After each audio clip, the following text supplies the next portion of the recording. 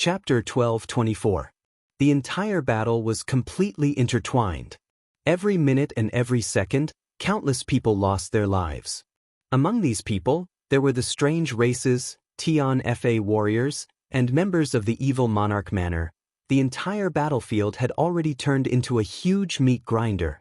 Everyone was fighting with their lives on the line. If they couldn't chop down the enemy, then it would be their turn to be chopped down by the enemy. Even if they chopped down an enemy, they would be chopped down by another enemy the next moment. It was the same for the strange races and Tian Fa warriors. The strange races had the advantage in numbers, but Tian Fa's battle prowess was extremely high. The sacrifice of the 3 Holy Lands had depleted almost 90% of the strange races' high-end forces. If they won this battle, the contributions of the 3 Holy Lands could not go unnoticed. Jun Moxie thought to himself as he fought with all his might. It was a pity that the stubbornness and pride of the 3 Holy Lands was still beyond Jun Moxie's expectations. At the start of this battle, the Holy Lands were the ones who requested Tian Fa and the evil Monarch manor to fight.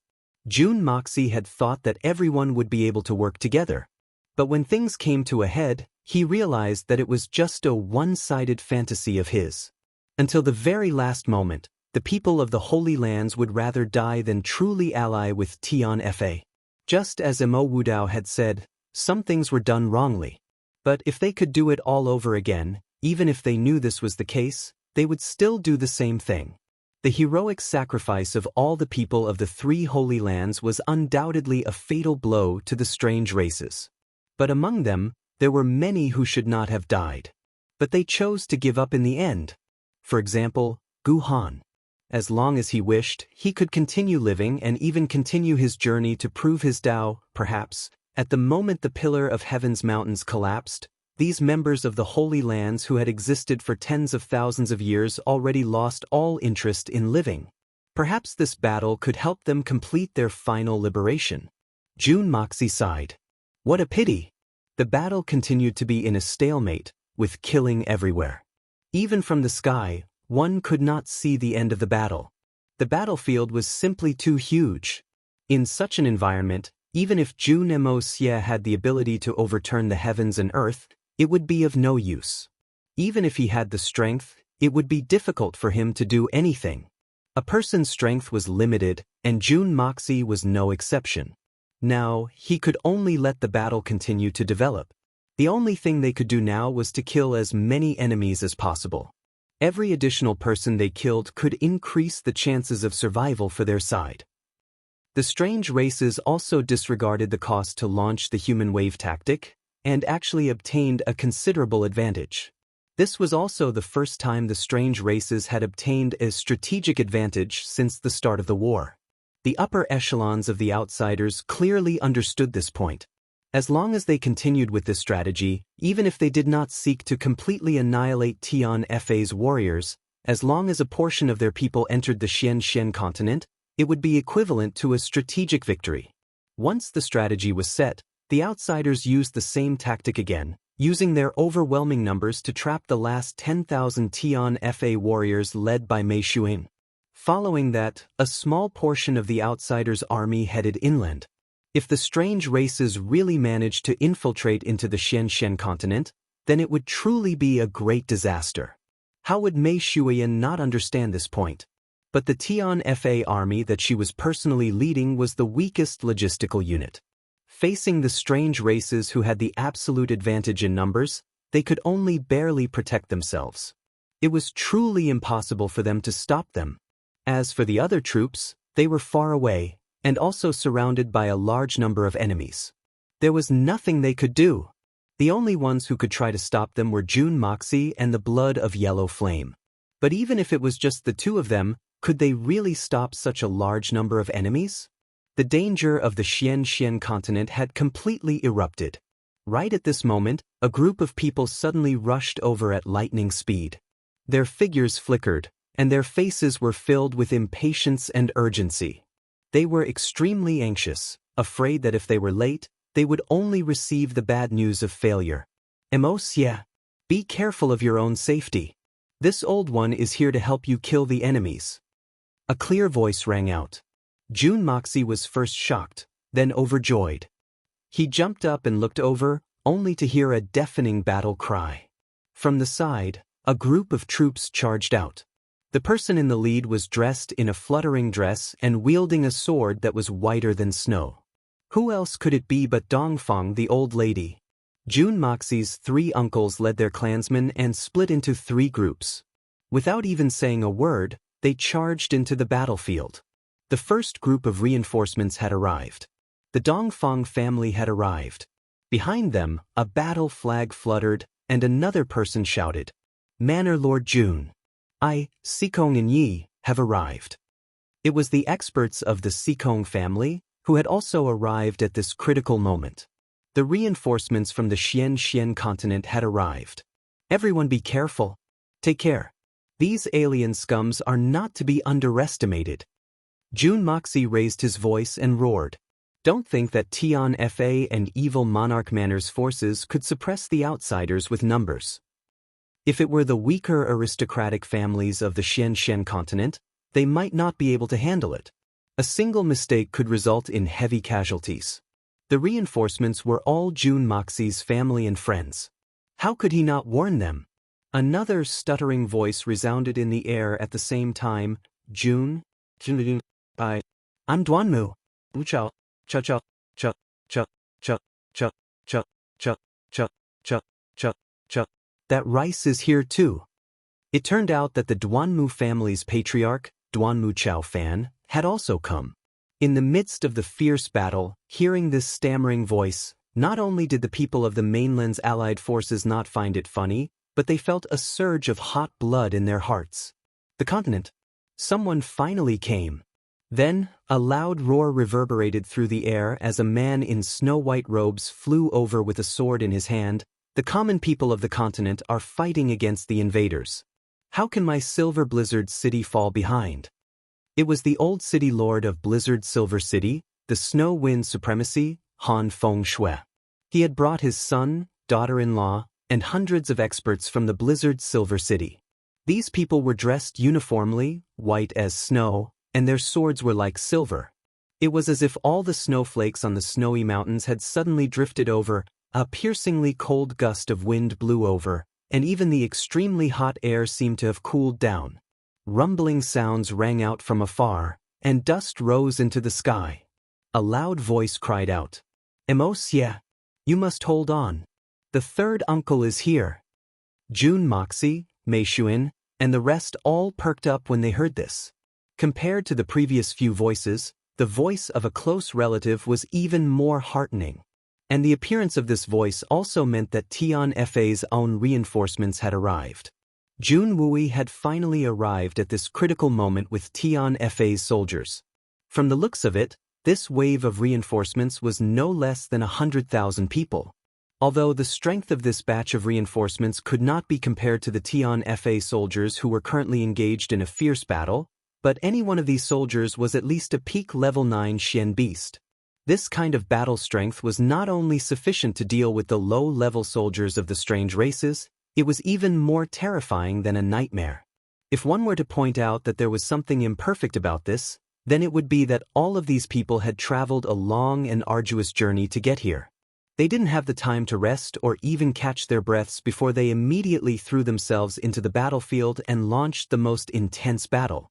So, their combat strength was naturally unable to be raised to 100%, and they were only relying on their drive to hold on. But this unexpected reinforcements had solved the biggest problem before them. No one from the strange races had entered the Xian continent, and it was the arrival of this batch of reinforcements that had greatly reduced the pressure on Tian Fa's side. The situation of the battle began to change subtly. As the banners fluttered, 3rd Master Jun Wui led Tian Fa's reinforcements into the battlefield. The strange races might be able to hold a considerable advantage against the great families, but against Tian Fa's reinforcements that were more powerful than them, they could not gain the slightest advantage at all. Move out all the vanguards, use the fastest speed to reinforce the battlefield. Middle and rear troops, stop. Make use of every moment to rest. In an hour, all the middle troops will move out. Both flanks and rear troops, attack in 2 hours. The blood general Jun Wui was undoubtedly a talented commander of his generation, and there were few who could compare to him in this world. He clearly understood that if he really sent all his men into the battlefield now, it would be able to alleviate the situation to a greater extent, but it would be of no help to the overall situation. It would only result in heavy casualties on his side. In fact, although the Allied forces led by Jun Moxi and Mei Shuyan were surrounded, they were not at a disadvantage. As long as there was enough time, they would be able to turn the situation around and defeat the enemy. However, the prerequisite for all of this was time. Therefore, the current situation required the participation of reinforcements in order to buy some time. Otherwise, there would be countless fishes that slipped through the net and entered the continent, causing irreparable losses. But fighting for time also required a strategy. Third Master Jun clearly judged that the true purpose of this batch of reinforcements was not to kill the enemy, but to delay the enemy and fight for as much time as possible. No matter what, they had to fight for the moment when Jun Moxi and Tian Fa's army could escape.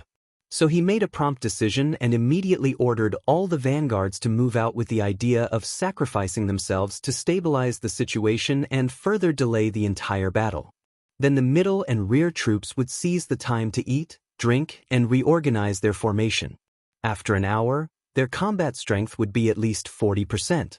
This way, they would have the capital to fight for more time. Furthermore, with this 1-hour buffer, Jun Wui was confident that he would be able to formulate a strategy according to the subtle changes in the battle situation. He would be able to attack every weak point of the enemy and use the least number of troops to deal the heaviest blow to the enemy. As for the third echelon troops after an hour, their stamina would at least be recovered. At that time, they would definitely be able to lock in victory with the momentum of a thunderbolt. The moment Jun Wui arrived at the battlefield, before he even had the time to look at the situation, he had already decided on this strategy to determine the final victory. This kind of foresight could be said to be unparalleled in the world, and this strategy was also the best one he could come up with at the moment. But even so, when the blood general looked at the battlefield and saw such an intense battle scene, he could not help but suck in a breath of cold air. Happy face, happy face. Chapter 12:25. Third Master Jun had fought wars for half his life, and had once led hundreds of thousands of troops across the world. But this was the first time he had seen such a tragic battle like today. This was not a battle between ordinary soldiers. The people fighting here, even if they were cannon fodder, were all top-notch experts in an ordinary army. The effect of hundreds of thousands of experts fighting together was even more shocking than an ordinary secular country's army of millions or tens of millions fighting together. With one glance, Jun Wui immediately came to a conclusion. A battle like this should not exist in the human world. A battle like this was not only unprecedented, it would probably never happen again. On the battlefield, the Heaven Destroyer and Spirit Devourer troops reaped the lives of the strange races to their heart's content under the leadership of Solitary Eagle. On the other side, Lung Ao and Bailey Luo Yun led their team of assassins. They no longer cared about assassinating the higher-ups of the enemy and directly jumped out to fight head-on. The supreme assassin Chu Chi Hun had already joined up with them at some point in time. Although this small team of assassins did not have many people, they were like a sharp awl, charging left and right, unstoppable. Loud roars came continuously from the direction of the continent, and Xian cultivators from the continent constantly rushed out. Without any rest, they directly joined the battle. The long and arduous journey and the fact that they were not strong enough to begin with caused too many brave warriors to die the moment they rushed into the battlefield. However, the people who came later still roared and rushed forward without any fear or reluctance, not to leave their names in history, not to gain unlimited glory, but to do their part for this continent. Although they had passed away, they had ultimately come, fought, and lived. An hour passed. This hour seemed like a blink of an eye, but also like a long wait. Jun Wui waved his hand, and the 30,000 soldiers rushed into the battlefield in an orderly manner while howling crazily. Under Jun Wui's strict military orders, these Tian Fa warriors actually began to move like an army in a short period of time. The moment they entered the battlefield, They immediately caused a huge impact and destruction. The battle cries on the battlefield grew more and more intense, and it was like a raging fire everywhere.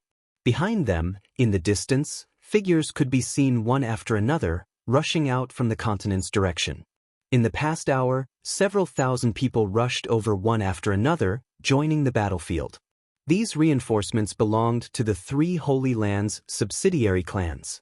In this war, the number of accidental injuries was the fewest in history, because it was too easy to distinguish between friend and foe. This was because the appearance of the mutated people was completely different from that of the people of the mainland.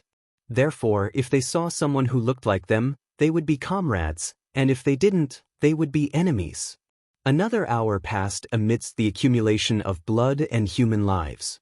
Jun Wui was about to order the rear army, whose strength had basically recovered to launch a general attack, when he suddenly heard a shocking sound from the direction of the continent. It seemed that thousands of soldiers and horses were coming together. Jun Wui's heart skipped a beat. For the time being, he did not give the order to attack.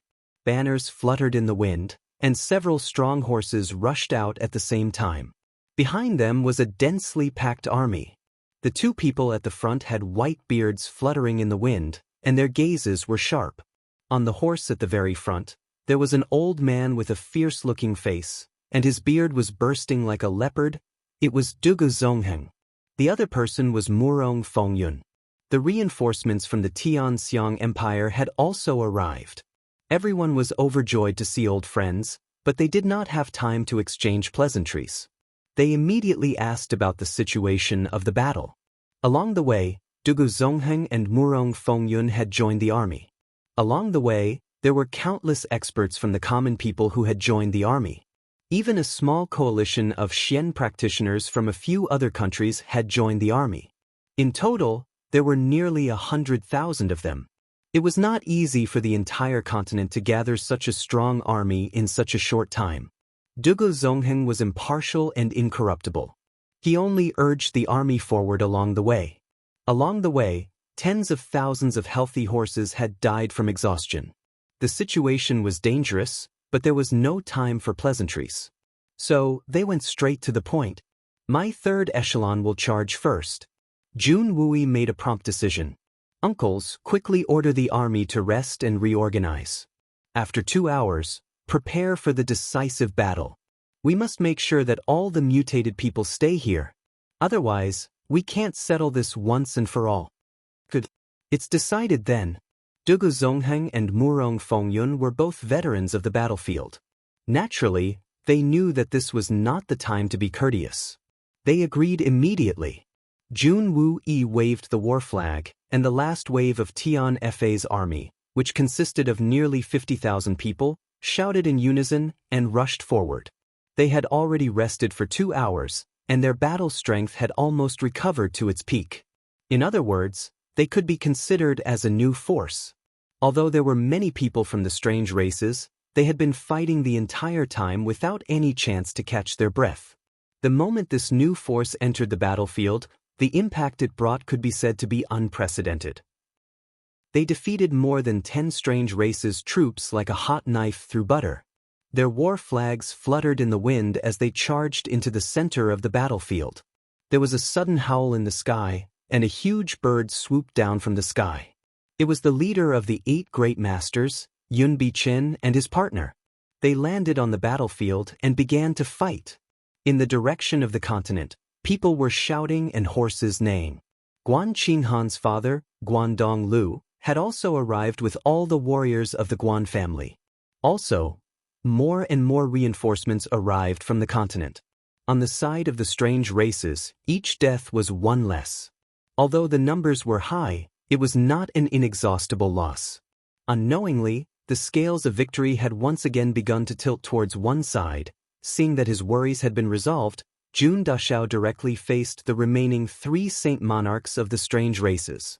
He had spent a lot of effort to gather these 3 fellows together so that he could deal with them together. The process was simple. First, he chased after one of them, making him cry for help.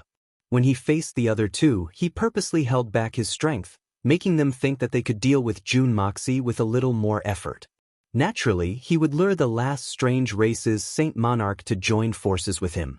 As long as he left them with the slightest bit of hope, they would definitely not give up. It wasn't that young Master June didn't want to take care of them in one go. Don't look at how he wasn't at a disadvantage against 3 Saint Monarchs. In truth, June Mosier still didn't possess the strength to kill a Saint Monarch expert in an instant. Especially the last move of a Saint Monarch expert, self-detonation. If June Mosier didn't use the yin-yang escape art and took it head-on, even if he didn't die, he would be heavily injured. If this self-detonation happened in a place where Tian Fa's army was concentrated, it would definitely cause heavy casualties. This was also the main reason why Jun Moxie did not dare to force the 3 of them. As long as he did not have the confidence to kill them in a single strike, he would rather continue the battle. The battle between Jun Dashao and the last 3 strange races Saint Monarchs continued. But that did not mean that Jun Dashao could not do anything else. Everywhere that Jun Moxie passed through, there was a sea of flames. Those flames that appeared out of nowhere burned fiercely. When they met a human body, it was like a fresh flower meeting the most fertile soil, and they began to burn even more intensely. The power of fire, Jun Moxie had already lost count of how many times he had secretly released it. Using the power of earth and power of fire alternately, even with the most conservative estimate, the number of strange races soldiers that had died in Jun Moxie's hands had already reached close to 20,000. This was undoubtedly a terrifying number. Right now, the situation of the battle was completely clear. Jun Dashao, who no longer had any scruples, began to unleash all his killing moves, chasing after the 3 Saint Monarchs with all his might.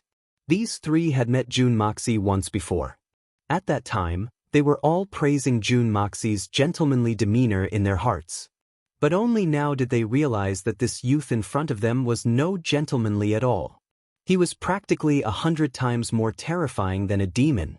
Especially when Jun Moxie had secretly shot a black flame of primal chaos into the body of one of the Saint Monarchs, causing him to instantly turn into a ball of air. Only then did the other 2 Saint Monarchs come to a realization. So the one that their boss had lured away was not the real mastermind. The real mastermind was actually this harmless-looking and innocent fellow who was filled with compassion for the fate of mankind. The moment this realization appeared, the 2 Saint Monarchs were so furious that they almost collapsed on the spot. How could it be like this? This is too shameless, too despicable. It was this fellow who had used that black flame of primal chaos to wipe out over 10,000 Holy Emperor Saint Monarchs. Then, with a face of benevolence and gentlemanly demeanor, he had urged Sasho Kitajima to bring another unlucky fellow over while he himself remained here. This had directly caused the Divine Sun race to make a mistake in their judgment, ultimately leading to their current situation of defeat. The 2 Saint Monarchs were filled with grief and indignation. Their foreheads screamed at the same time. "It's you! So it's you! So it's you who—" Jun Moxie rolled his eyes and said angrily, "Isn't it me? What the hell are you all shouting about?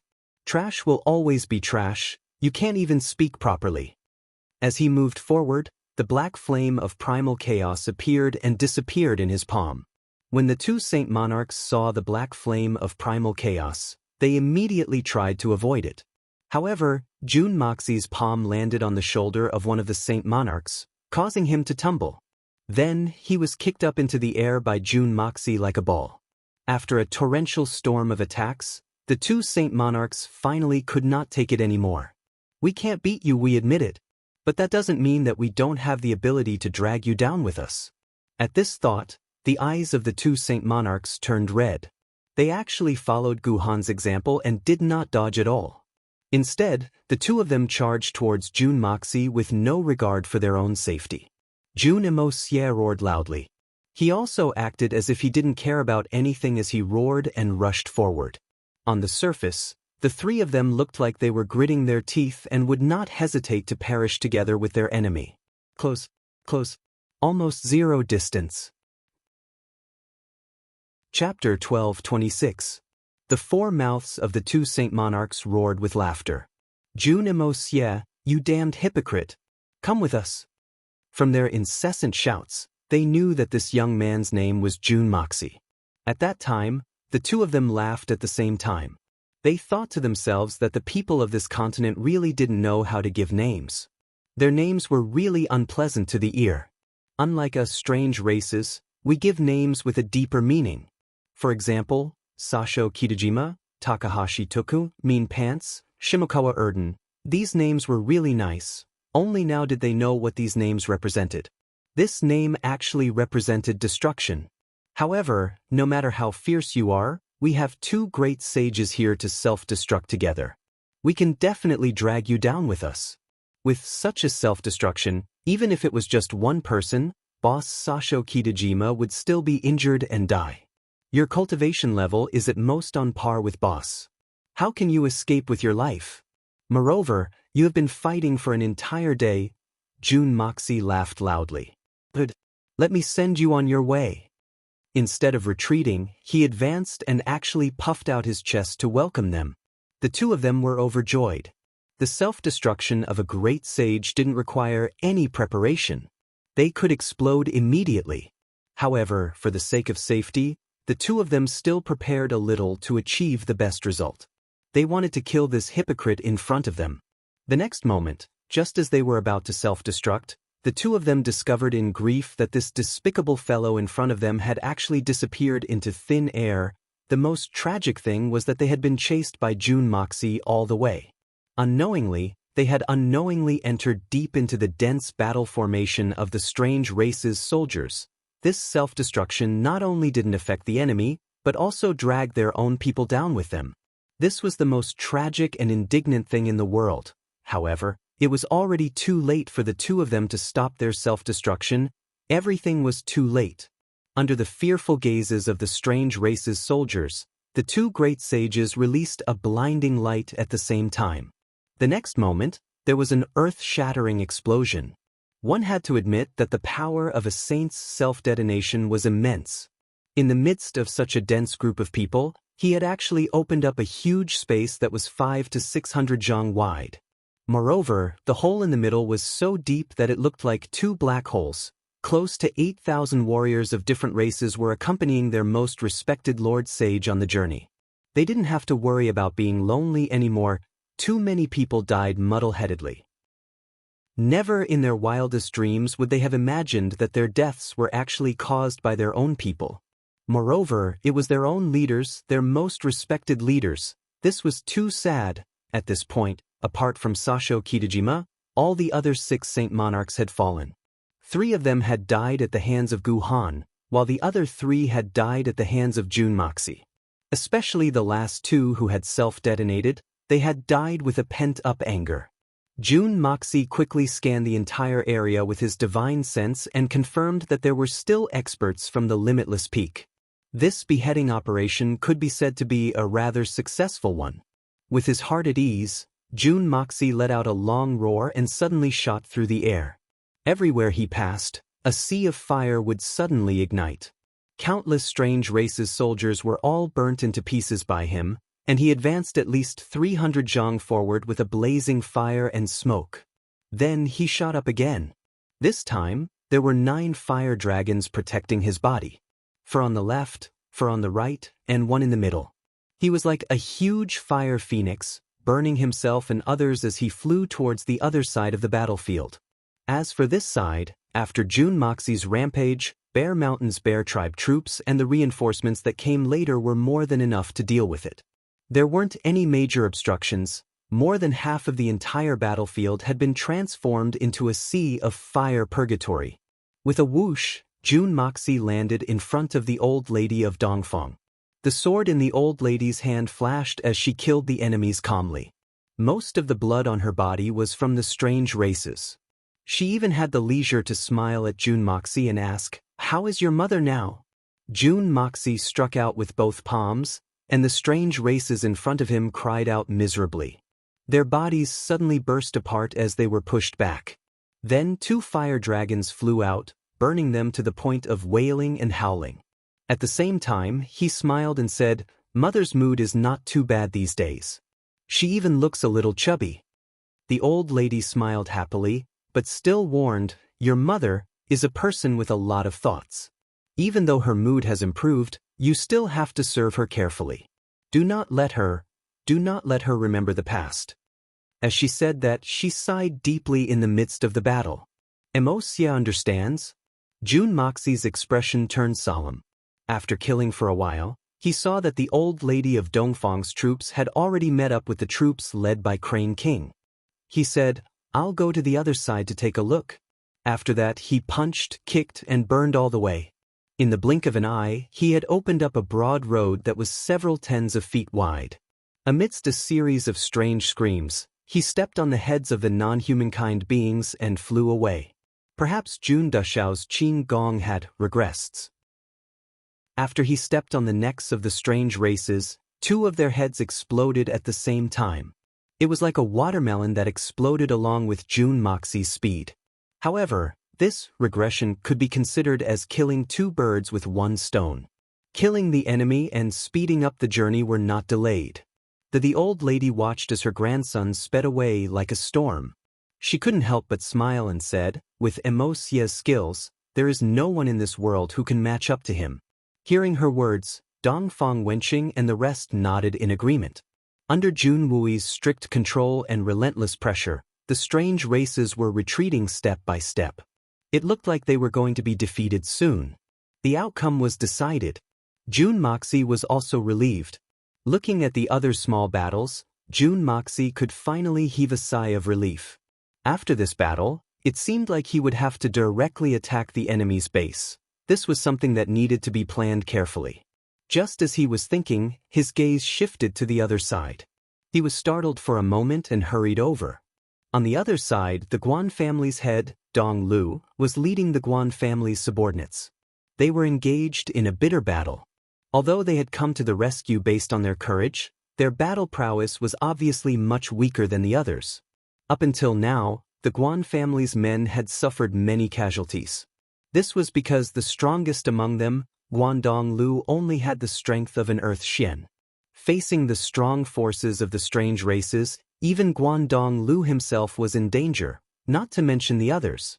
Guandong Lu, his two sons, Guanqin Bo and Guanqin Yu, and dozens of Guan family experts were struggling to hold on. In the middle of them, there was a woman with a black veil covering her face. Under the siege of hundreds of strange races soldiers, the Guan family's men were on the verge of being annihilated. Jun Moxie whistled through the air and rushed over. Before he even arrived, the whistling wind had already created a large gap in the strange race's soldiers that had surrounded the Guan family. Immediately after, flames and smoke rose from the ground. The strange race's soldiers who had been gaining the upper hand suddenly screamed in pain as their combat strength was greatly reduced.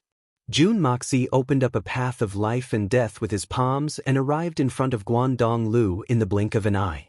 Just as he was about to speak, he felt a little awkward. Guanqin Han was his woman now, and this old man in front of him could be said to be his father-in-law. But how should he address this old man? He used to be his elder brother's father-in-law, so it was hard to say, "You're here." Guandong Lu's expression was also a little conflicted. The Guan family head also didn't know how to address this person in front of him. Call him Emosia? That doesn't seem right. Call him son-in-law. It's not the right time yet. Call him third young master? What would that be? Even though the whole world knows that his daughter is sleeping with this guy, but they still haven't greeted him yet, Jun Moxie replied and struck out 3 times in a row, clearing the strange race's soldiers around him. Guandong Lu was about to speak when his eyes fell on the woman with the black veil covering her face, and his pupils shrank. "So it's you." Jun Moxie's eyes suddenly turned cold. "It was you, the #1 beauty of the Spirit Fog Lakes Ni Chang Pavilion." She was also the woman who had tried to assassinate Jun Moxie, the woman who had a deep grudge against the Jun family. It was a long and unexpected reunion. At this moment, she was in the Guan family's camp, supporting Guanqin Yu. Her body was stained with blood, and it was obvious that she had suffered quite a few injuries. Guanqin Yu had always been deeply in love with this woman, to the point that he was willing to do anything for her. This was something that Jun Moxie naturally knew. But he had never imagined that this woman would actually appear here at such a special time. Ever since the assassination attempt, June Moxie had wanted to get rid of this woman as soon as possible. But who would have thought that in just a day or two, this woman would disappear from Tianxiang City without a trace? From then on, there was no news of her at all. That's right, it's me. Lady Yu slowly pulled down her veil, revealing her beautiful face. She looked at June Moxie with a complicated expression. June Moxie. June Sunshao, Lord Evil Monarch, are you very surprised? To think that you would see me here and now. Guan Qingyu stepped forward anxiously and supported Yu's body. Yu, don't be afraid, I'll be with you. We'll never be separated. Yu's face twitched, and she laughed bitterly in her heart. If the evil monarch really wants to kill me, what's the use of you being here? But she still felt a little touched by his infatuation. So you've been staying in the Guan family all this time. June Moxie suddenly calmed down. He clasped his hands behind his back and said, No wonder I couldn't find you. You should know that I've been looking for you for a very long time. Perhaps this is the so-called, it's darkest under the lamp. His calm tone caused Guan Qingyu and Yu to feel a chill down their spines. June Moxie had been looking for her? But it was naturally not because of love, but because he wanted to kill her. Chapter 12:27. Moreover, this was the darkest place under the lamp, and could easily implicate the entire Guan family. Is that so? Then I must congratulate Lord Evil Monarch, because you've finally found me, and you no longer need to think about me. Yu's delicate body trembled a little, but she still stubbornly said, That year, Jun Zhantian killed my entire family, and I'm the only one left. But now you, Jun Zhantian's grandson, have killed me, so that there will be no future troubles. Guan Qingyu shouted loudly, suddenly turning to June Moxie and begging in a hoarse voice, June Sunshao, please, please let her go. Let Yu go. Please let her go. She is the person I love the most in my life. The person I love the most. Without Yu, I won't be able to live. His body was trembling, his lips were trembling, and his eyes were filled with despair. Because he could clearly see the thick killing intent in June Moxie's eyes, he screamed, June Sunshao, you and my sister are already husband and wife. Don't tell me you're going to deprive your brother-in-law of his happiness? June Moxie's body trembled. It had to be said that Guan Qingyu's words were right on point. The reason why June Moxie couldn't tolerate Yu was because this girl had always harbored ill intentions towards the June family. Even now, even when she was fighting for the continent, the hatred in her heart towards the June family had not lessened in the slightest.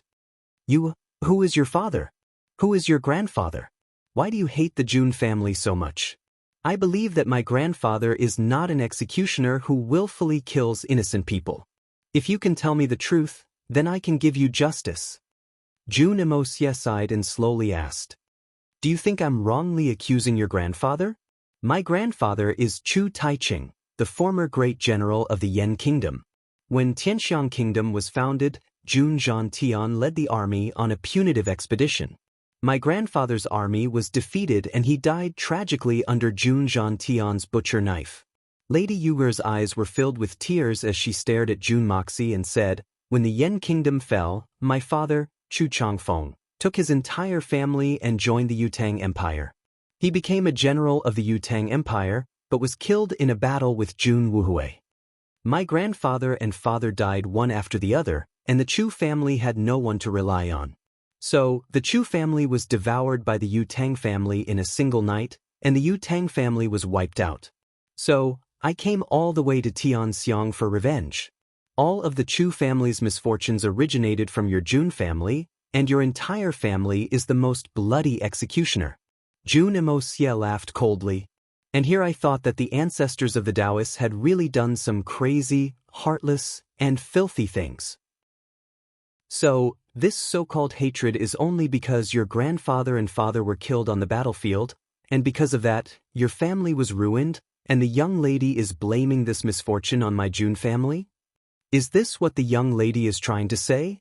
It seems that according to the young lady's argument, if my grandfather and father hadn't won on the battlefield, then they would have become the young lady's family's great benefactors, right? Is that so? Is it because I lost to your grandfather that my June family was ruined?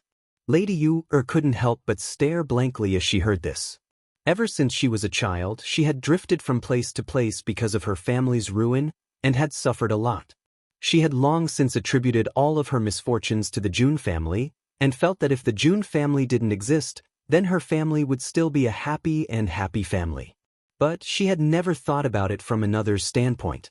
So, when she suddenly heard June Moxie's question today, she felt as if she was suddenly enlightened and didn't know how to react for a moment. June Moxie continued, The young lady's argument of hatred is very powerful. If it's according to the young lady's argument, then the enemies of my June family are everywhere in the world? 3 generations of our family have fought on the battlefield, and the number of people who have died under the blades of war is far more than a few million. Everyone's family wants revenge. How many heads can the insignificant June family have to wait for you to take revenge? That's really ridiculous. Well, after today, there will be another June Moxie whose hands are stained with blood, and who has slaughtered countless enemies. Today, this monarch has killed many strange race bastards, hundreds of thousands of them. I reckon that they also want to find me for revenge, because I'm the biggest obstacle that prevents them from entering the Xian continent. June Moxie hadn't thought that Yu's so-called blood feud would actually be like this. This cause and effect may be difficult for Yu to bear, but for June Moxie, it was very ridiculous. Really ridiculous. The responsibility of a soldier has always been to protect the country, and dying on the battlefield should be the best final destination for every soldier. If the family of every soldier who died on the battlefield went to find the enemy's enemy for revenge, then the world would really be in chaos. There was no enmity between soldiers. The only difference was that they had different standpoints. That's all. Guan Qingyue held on to Yu tightly, hugging her arm as he tried to explain. Jumoxi, brother-in-law, listen to me. I've been persuading her all this time actually. Yu's hatred has already been put down a lot. Brother-in-law, please believe me, as long as Yu is with me, she will not do anything to harm the June family. Guan Qingyue was so nervous that he even called June Moxie brother-in-law. Not only did he call him brother-in-law, but he also called him brother-in-law. Yu's heart was still a little unwilling, and her face was still filled with grief and indignation, but she did not struggle anymore. In fact, how could she not understand this logic? It was just that she was unwilling to face this problem because of the thread of hope in her heart. But today, after being warned by June Moxie, everything became clear. You promise? How can you guarantee it? What if I want to cut the weeds and eliminate the roots? June Moxie's face turned cold as he asked. But when he said these words, there was no longer any murderous intent in his heart. Yu's hatred seemed to be absolutely irreconcilable, but in fact, it was just a little girl's hope. The Chu family had been destroyed, and it was because of this revenge that she had been able to keep on living until now. If even this belief collapsed, then Miss Yu would probably collapse as well. The main reason why June Moxie did not kill her was not because Yu was his brother-in-law's woman. Brother-in-law indeed had a certain amount of face, but this face depended on whether or not June Dashao was willing to give it to him. The most important reason was that the current Yu was simply too weak. She was simply too weak. She was still not even at the gold Shen level, and with this kind of cultivation, even if the weakest person in the June family were to stand still and let her chop at him, she would probably die of exhaustion and still not be able to chop off a single strand of hair from him. Crafty plots and machinations could indeed be used to deal with experts, but there was still a limit to how far they could go. To deal with an expert who was beyond the realm of mortals, any kind of crafty plot and machinations would only be a joke. June Moxie had always been a realistic person, and with the current status and strength of the June family, an existence like Yu was not even comparable to an ant in his eyes, so there was no need to pay special attention to her. If you must kill her, then Qingyue is willing to take her place. Guan Qingyue was startled for a moment, and then his eyes suddenly turned red as he gritted his teeth and said, "If I can't take her place, then I'm willing to die with her. Hand in hand, we will go to the Yellow Springs together." Guan Qingyue's lips had already been bitten open by the time he finished speaking, and blood was flowing out. But he did not even bother to wipe it, and instead looked at June Moxie without blinking, and slowly knelt down. Tingwe. Cried out in alarm, and looked at him with a heartache, only feeling that her heart was in turmoil, and for a moment she was unable to say a single word. This is the man who has pursued me all this time, and has never changed. Even if I have never said anything, he has never changed his original intentions. He has always foolishly done things that I despise, and has always done everything possible to please me.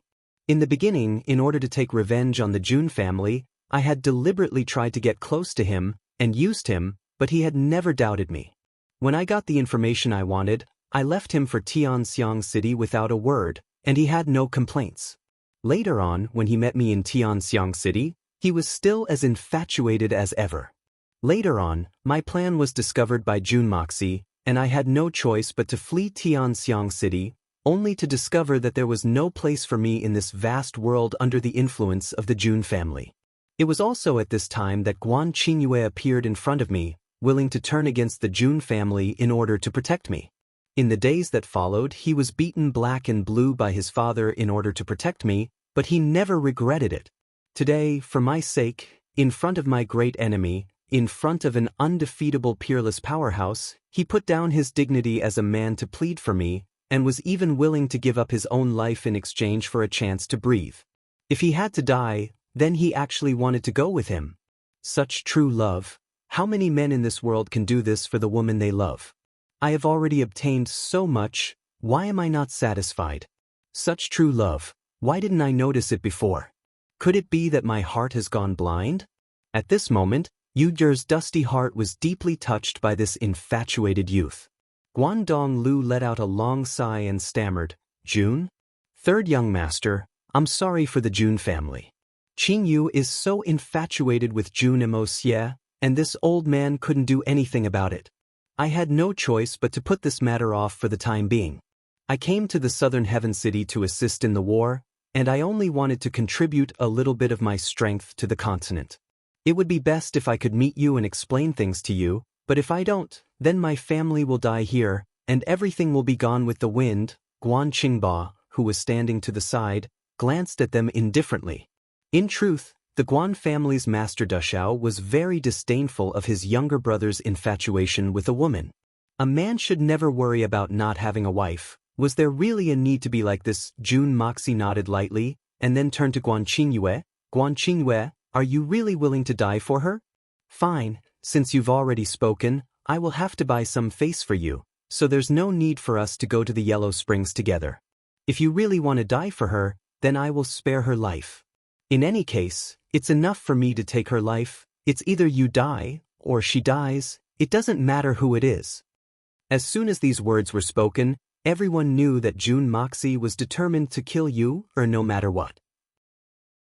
For a moment, everyone's faces changed, and they all secretly cursed June Moxie for being too heartless. Guan Qingyue, on the other hand, leaped up in joy. Is this true? Chapter 12:28. Guan Qingyue's expression was calm, as if a heavy burden had been lifted from his shoulders. Taking a large step forward, he said, Thank you, brother-in-law, for your help. I hope that brother-in-law will not forget what you said today. In the future, if Yu offends you, I hope that you will let her go. Even at this time, he was still worried about Yu's future. No!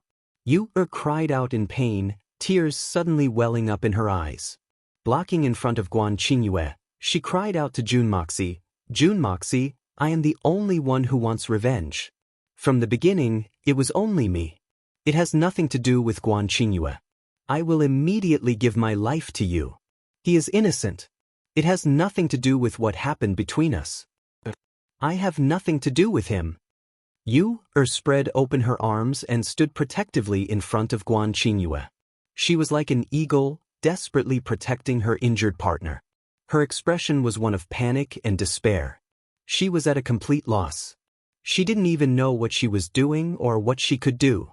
At this moment, she felt her heart wrench in pain. The moment Guan Qingyue took that step, it was as if the entire world had lost its color. At that moment, she realized that in this world, There was actually a person that she could not let go of no matter what. But why did I not know about this before? She finally understood Guan Qingyue. Because right now, she was the same. As long as Guan Qingyue was alive, even if she died, it did not matter.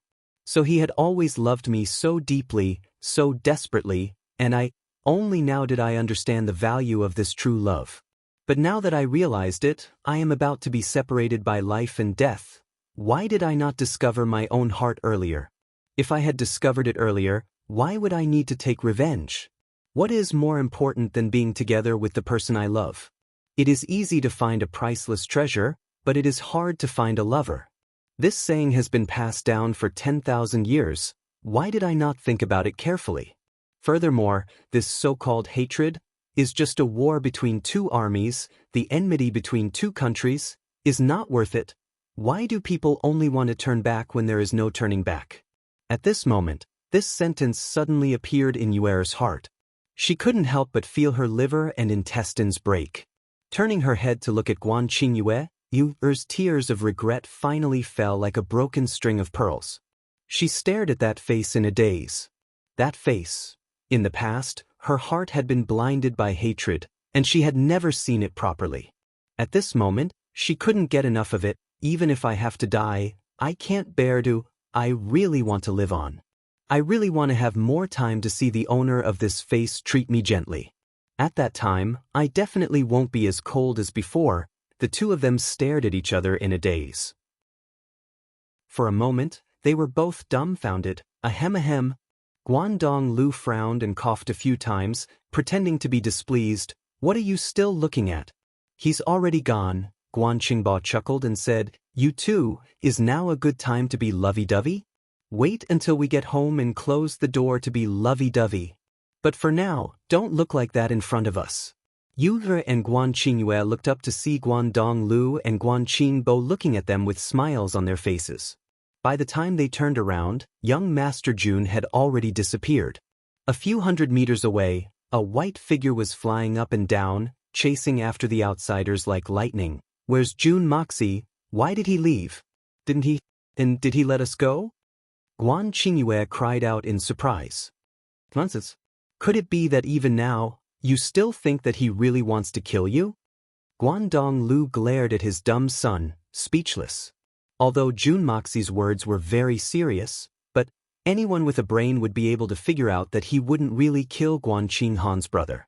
That would be ridiculous, really? How that's great. Yuer, you finally don't have to die. I don't have to die. Everyone doesn't have to die. If I die, I won't be able to see you again. Ha! Guan Qingyue cried out in joy. Looking at Yuer, he was so happy that he wanted to hug her and spin her around a few times to celebrate, but he didn't dare to. Idiot? Yuer looked at him with tears in her eyes, her heart pounding.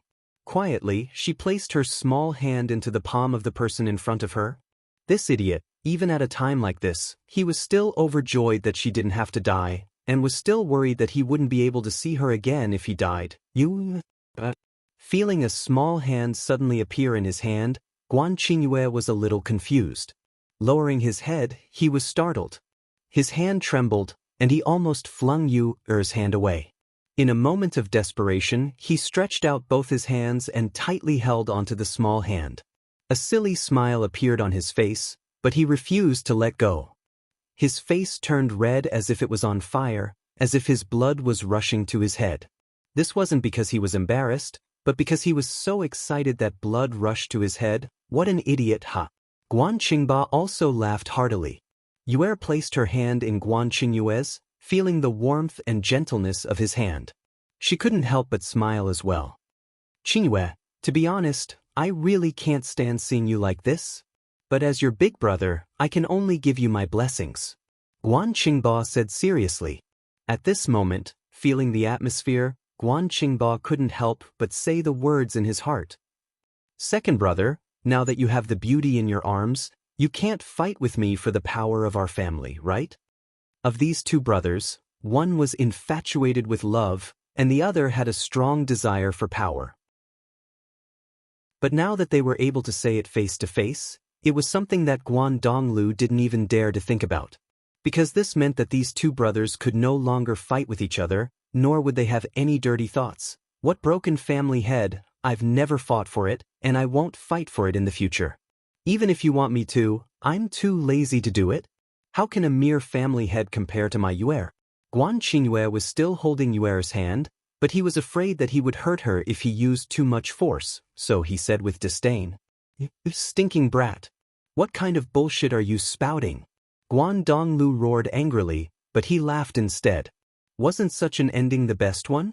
Yue lowered her head shyly, suddenly feeling a sense of peace and happiness in her heart. So, this is the happiness that I've been dreaming of. Thinking up to here, she raised her head and looked in the direction of Jun Moxie. Third young master, don't worry, I won't take revenge anymore. From afar, Jun Moxie's laughter rang out. You lass, you're really silly. The evil monarch, is he someone that you can take revenge on? Even if he doesn't resist and just stands there and lets you chop him, who can you chop? Even if you tire yourself to death, you won't be able to chop him. Guan Donglu chuckled, and everyone laughed along. Yue stood there with a red face for a while, but she couldn't help but laugh as well. At this time, Jun Moxie, who was in the middle of the intense battle, suddenly had a flash of enlightenment. So this is the test of love. When fate comes, it's the test of love. The test of love has always been difficult since ancient times. Love can cause a person to be consigned to eternal damnation, but it can also cause a person to become a Buddha. The former can cause a person to become a demon, while the latter can cause a person to become a saint. Love. So this is the test of love. The sun rises in the east, and the rain falls in the west. The Tao is heartless, but there's love. Jun Emosie's heart was suddenly clear and bright. He suddenly felt as if he had been enlightened. Countless small but stubborn obstacles in his heart and mind suddenly turned into nothingness. He only felt as if his body and mind were in perfect harmony. At this moment, he had actually entered the 7th level of the art of unlocking heaven's fortune. Jun Emosie let out a long howl and suddenly soared into the air. With a wave of his hands, an extremely hot fire dragon soared out thousands of zhang from his left, while a hazy frosty aura surged out from his right, freezing all the strange races within thousands of zhang of him into ice. At this crucial moment, he had broken through again. And not only had he broken through in the art of unlocking heaven's fortune, he had also broken through the test of love. The test of love that had troubled all heroes since ancient times had finally been broken through. This test of love was a good one. This breakthrough had directly raised Jun Moxie's state of mind to an unprecedented level. Not only was Jun Moxie ecstatic because of his amazing breakthrough, the Hongjun Pagoda also seemed to be ecstatic because of its master's progress, as if it had been waiting for this day for a long, long time. At the beginning of the breakthrough, the rich primordial violet qi in the Hongjun Pagoda suddenly became unprecedentedly restless, and then formed into a purple whirlwind, crazily rushing into Jun Moxie's meridians. The amount of primordial violet qi this time was truly unprecedented. Coincidentally, the endurance of Jun Moxie's meridians also seemed to have increased by 1,000 times in this instant, swallowing the huge amount of primordial violet qi like rivers running into the sea, like a whale swallowing the world. In his dantian, the small world derived from the art of unlocking heaven's fortune suddenly expanded rapidly, and in the blink of an eye, it had already expanded by hundreds of millions of times. As far as the eye could see, the gray and lifeless fog had disappeared without a trace, and all that was left was a vast expanse of flat land. At this moment, this small world could finally be considered as a real world. Although there were still no sun, moon, or stars, and no mountains and rivers, this was indeed a clear and bright sky and earth. Compared to the hazy state of looking at flowers through the fog before, it was completely different. In the eyes of anyone, above their heads was a clear blue sky, and below their feet was a thick, dark land. If it was said that previously it was the beginning of the world and there was still endless primordial chaos, now it was the beginning of the world. And because of the evolution of the art of unlocking heaven's fortune, Jun Moxie's cultivation had directly climbed to the peak of the 7th level of the art of unlocking heaven's fortune. His own strength had improved by leaps and bounds. Feeling his own amazing progress, Jun Moxie was extremely excited, and he laughed heartily, his sleeves fluttering in the air like an immortal. Then he shouted coldly, "Everyone, work together, and kill all these strange races.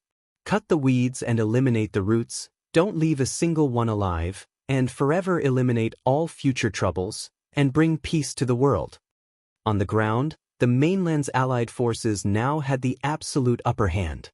Hearing his nephew's call, Jun Wui let out a long whistle, and the two old generals, Dugu Zongheng and Murong Fengyun, who had long been ready, also gave their orders, and the entire Tianxiang army rushed into the battlefield. Like an avalanche, they rushed towards the strange races. Chapter 1229. Although the outsiders were all valiant and fearless of death, besides one of the 7 leaders who possessed absolute strength, the other 6 had already died in battle. It could be said that they were a group of dragons without a leader, and they were like headless flies. There was no order at all, and it was a complete mess. Furthermore, the continent's reinforcements were constantly joining in, and the human wave tactic was no longer possible. Tian Fa's true strength was originally higher than theirs, and they were originally only trapped by the continent's superior military strength, unable to break free for the time being. But now, with the continuous losses, even their greatest reliance, superior military strength, was in an extremely disadvantageous position. They were truly powerless to turn the situation around. Many people were still frantically resisting, but there were already a portion of them who were looking around, preparing to flee. But overall, although the outsiders were at a disadvantage, it was not to the point of collapse yet. The battle was still going on intensely. The casualties on both sides continued to rise. Mei Shuiyan's white robes were especially eye-catching. Her sword was like the wind, cutting down her enemies as easily as chopping vegetables. But her white robes were actually untainted by even a speck of dust. Large amounts of fresh blood occasionally sprayed onto her body, but it would immediately slide off, not leaving even the slightest mark. The countless blades and swords of the outsiders had also landed on her body, but Mei Shuin seemed to not feel anything at all. Not to mention being injured, there wasn't even the slightest crease on her robes. Even the full-powered strike of a supremacy enduring heavens seemed to have hit thin air, completely ineffective. Warm jade core silk. Mei Shuin only now knew that the robes she was wearing were actually a rare and precious treasure. Not only was it impervious to fire and water, it was also impervious to swords and spears. Even a divine weapon filled with Saint Venerable level Xian Qi would not be able to leave a single mark on it, much less injure him. Thinking about how Jun Moxie insisted that she wear this robe before the battle, Mei Shuiyan felt a surge of warmth in her heart. Although they were in the midst of a fierce battle, Mei Shuiyan's heart was filled with happiness and contentment, as if she was strolling in a garden with her lover. This robe was a token of Mocie's sincerity towards her. It was easy to obtain a priceless treasure, but difficult to find a lover. This priceless robe that was given to her by her husband contained the most precious feelings. Jun Mocie furrowed his brows as he looked at the chaotic battle below him. He immediately activated the upgraded art of unlocking heaven's fortune. Suddenly, countless tiny black snowflakes began to fall from the sky. These black snowflakes were the thing that gave the outsiders such a headache, the flame of primal chaos. Jun Mocie was pleasantly surprised to discover that the flame of primal chaos was now completely under his control, and he no longer needed the help of the Hongjun Pagoda. This must be the benefit of leveling up this time. With that thought in mind, he didn't even think about it and spilled everything he had. In the current battlefield, both sides were entangled with one another. In the past, even if Jun Moxie could have used it, he wouldn't have dared to. But now, under Jun Moxie's precise control, the flames of primal chaos were specifically aimed at those two-headed, two-bodied aliens without any deviation. Although the speed of the flame of primal chaos was slow, in such an intense and crowded battle, how many people could be spared? Countless shrill and miserable cries resounded throughout the area. Jun Moxie smiled cruelly. He was about to sprinkle the flame of primal chaos again when he suddenly felt dizzy. The door of the 7th floor of the Hongjun Pagoda suddenly opened. A paragraph of words transformed into a golden light and drilled into his mind. At the beginning of heaven and earth, the secret of primordial chaos, the 5 elements return to one, the wind and clouds borrow strength, yin and yang circulate, life and death do not change, the 9 heavens bell and drum, the 8 directions avoid, the 9 realizations of the soul, the will of heaven and my will. Jun Mosia couldn't help but be startled. He was just about to go in and see what kind of power the Hongjun Pagoda had bestowed upon him this time, when he suddenly heard a loud sound from the 7th level of the pagoda. A bolt of lightning suddenly shot out with a whooshing sound, drilling straight into the depths of his soul.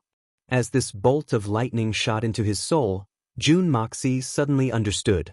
This power was what he had been longing for a long time, the power of lightning.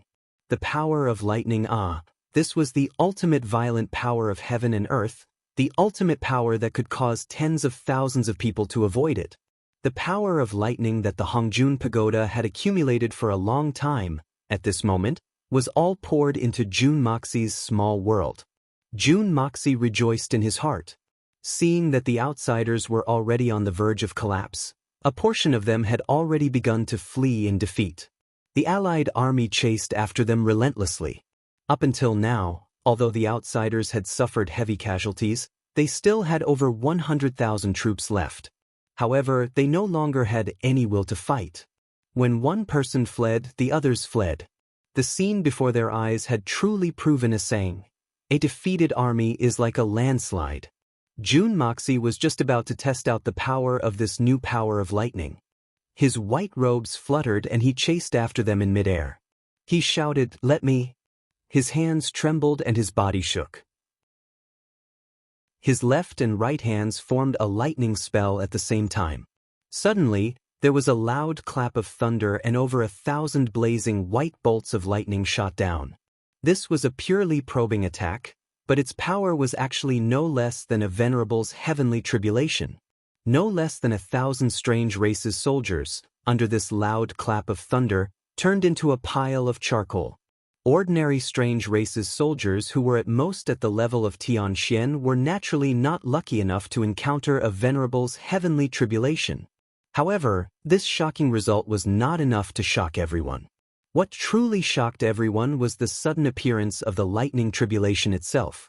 The hundreds of thousands of people on the battlefield looked up at the same time. No one could have imagined or understood why such a huge lightning bolt would suddenly strike in this clear sky and kill so many people in one go. Under everyone's gaze, Jun Moxie shouted, "9 heavens thunderclap." Boom!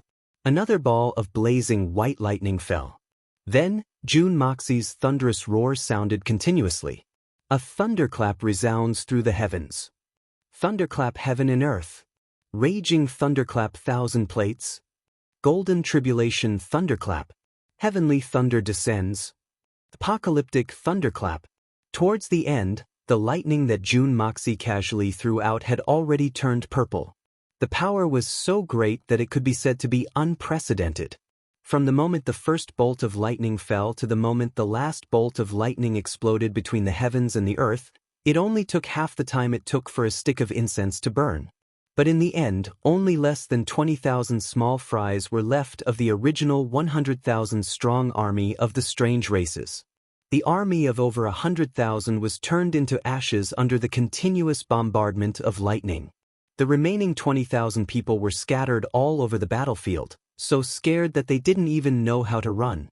Their lips were green, and their faces were pale as they trembled in fear. Being scattered like this, no matter if it was the power of lightning or the flame of primal chaos, it would not have a good effect. The strange race's morale has already declined. Everyone, put in more effort and kill the remaining people for me. Don't leave a single one alive. Once and for all. Jun Moxie stood in the air as Lengleng gave the order. The army of over 100,000 people below roared in excitement. At this moment, the evil monarch stood in the air, radiating a brilliant light, as though he was a god.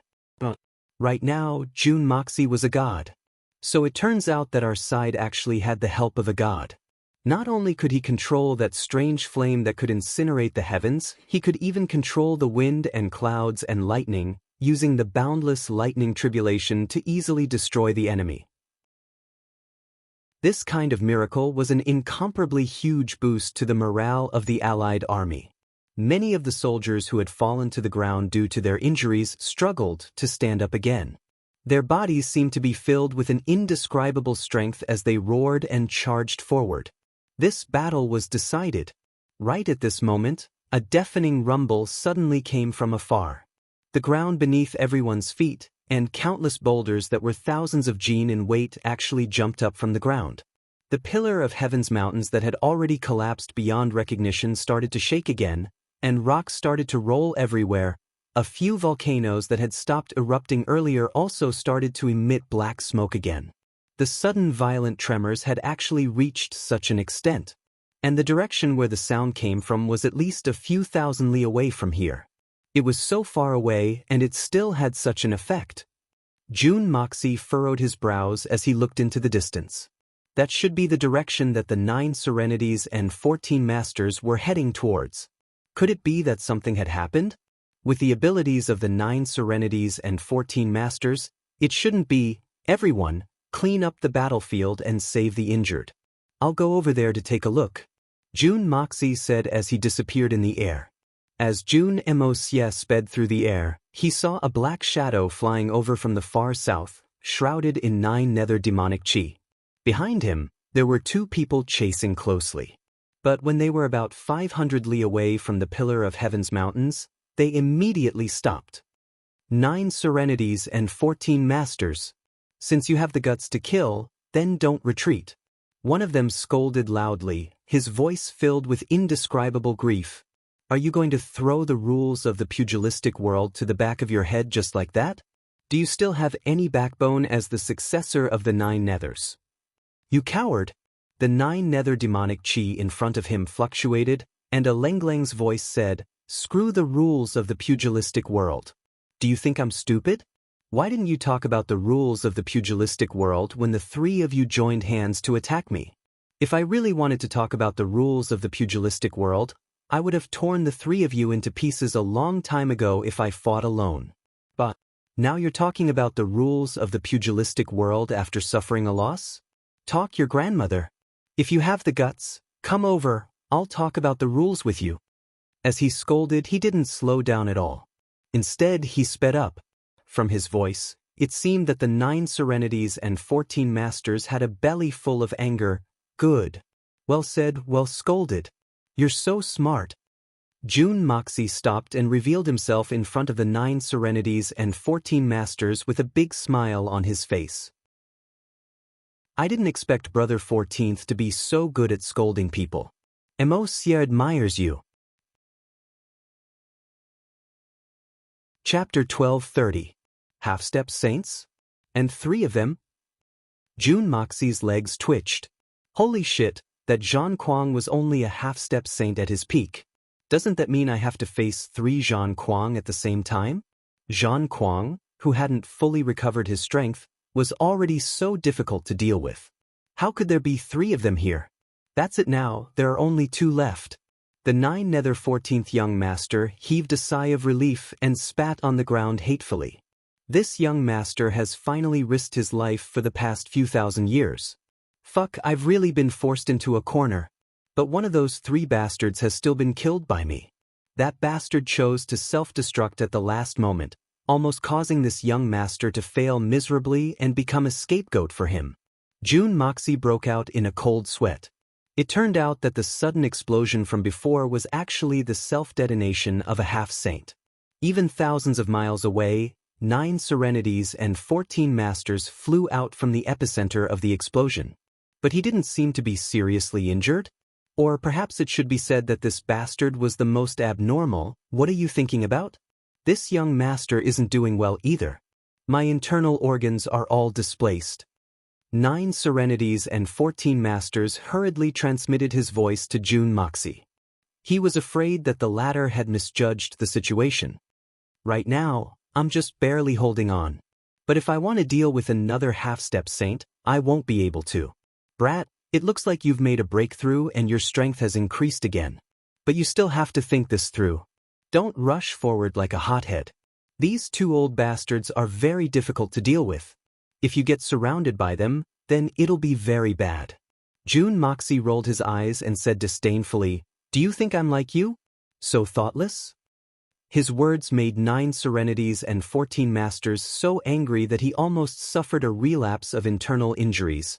"Hurry up and take this medicine," Wang Yao said. Jun Moxie hurriedly threw out a reversal pill and transmitted his voice. "See how much you can recover. Hurry up." The 9 nether 14th young master did not waste any time. He raised his head and swallowed it. Then he made a grabbing motion in the air. With a "pa" sound, the air in his hand directly shattered, turning into a teacup. Following that, water flowed out of the air, filling the cup. The 9 nether 14th young master raised his head and drank the cup of water. He even needs to drink water to take medicine. This guy is really fussy. Jun Moxie muttered in his heart.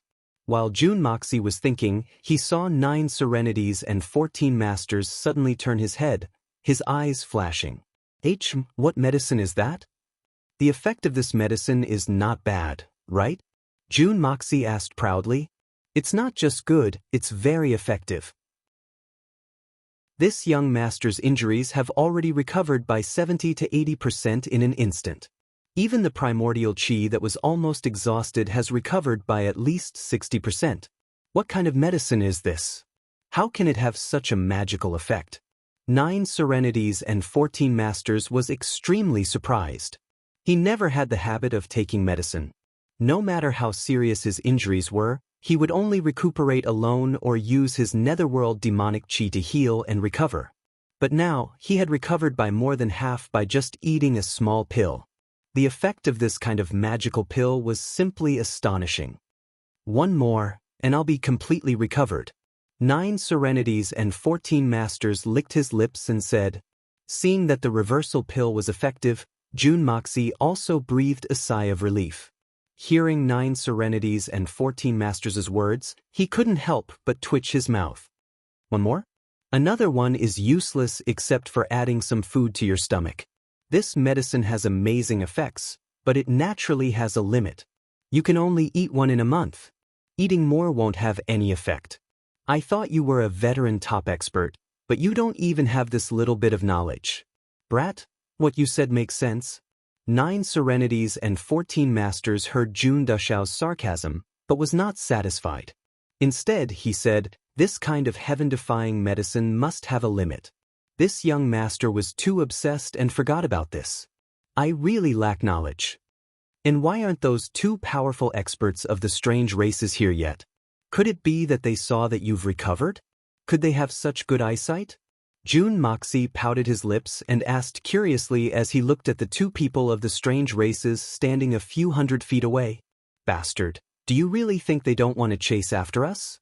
I reckon that the restriction here is most likely the ultimate restriction set by the 9 nether first young master. Even if they want to, they don't have the ability to break through, so they don't want to come over. 9 serenities and 14 masters was of the same lineage as the 9 nether first young master and had long discovered the strangeness of this place. Just thinking about it, he already understood the cause and effect. I see. Then it's relatively easy to deal with. Jun Moxie was relieved. To think that the 9 nether first young master was quite cunning. He actually left such a backup plan. Although Jun Dushao had improved by quite a bit, he still didn't know how much he had improved. And the other party was a super expert of the half-sage level, and there was more than one of them. He was wondering how he could give it a try. If he fought recklessly and wasn't a match for the other party and was chased all the way back, then it would be big trouble. At that time, it would be his side who would be defeated like a landslide. Now that he heard that the 2 monsters couldn't come over, he was instantly relieved. The wind whistled behind him, and the number 1 expert of the strange races, Sasho Kitajima, caught up, panting heavily. Although he was also a 4th level Saint Monarch, he was still a far cry from the level of 9 serenities and 14 masters and the 2 half-sages. He only caught up now. When he saw Jun Moxie, he couldn't help but ask, You? Why are you here? An ominous premonition rose in his heart. Why am I here?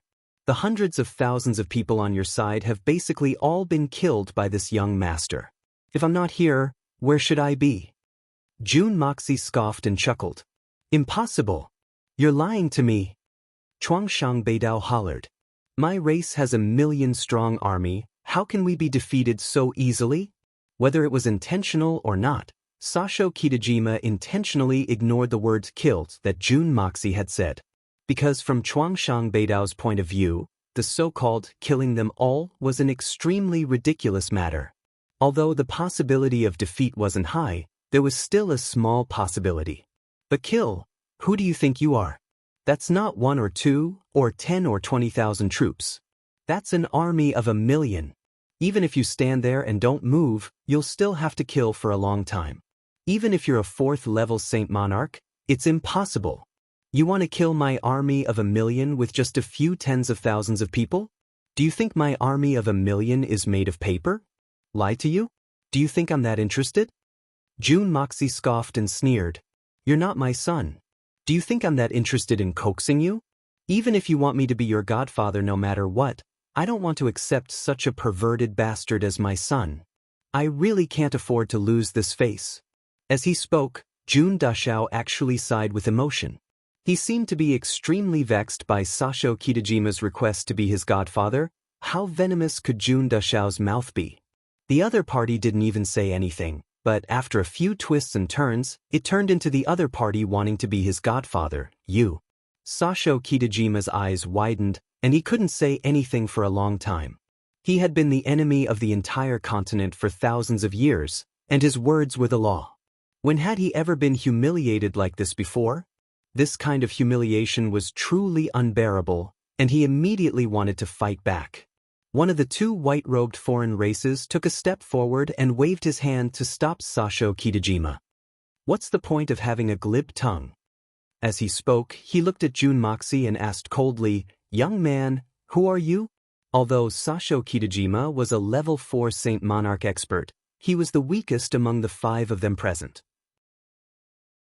His understanding of Jun Dashao was still at the level he knew a day ago, and he couldn't sense that Jun Moxie's strength was already far beyond his level. In fact, no one could imagine that someone could suddenly rise from the peak of level 4 Saint Monarch to such a terrifying level in a single day.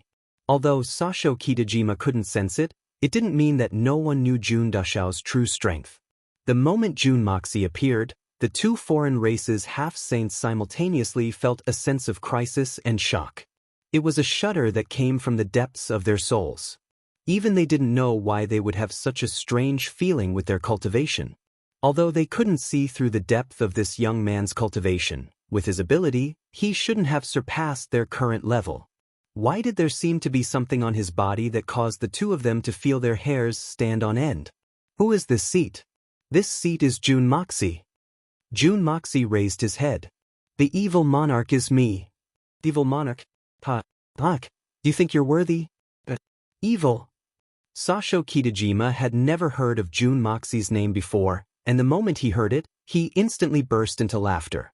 But halfway through his laughter, he seemed to have thought of something and stopped laughing. He looked at Jun Moxie with his mouth agape, unable to speak for a moment. The faces of the 2 foreign races half-saints also darkened.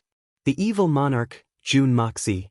Even his name and nickname actually had the word evil in it. And this person actually possessed such shocking strength, an unfathomable, strange, and mysterious power. This caused the 3 of them to think of many things. The last 2 sentences on the stone tablet that the 9 Nether First Young Master had erected were 1,000-year hegemony, 10,000-year evil technique. All along, the strange races had been full of confidence that the word evil in this 10,000-year evil technique referred to the Divine Sun. And only the Divine Sun was worthy of the word evil.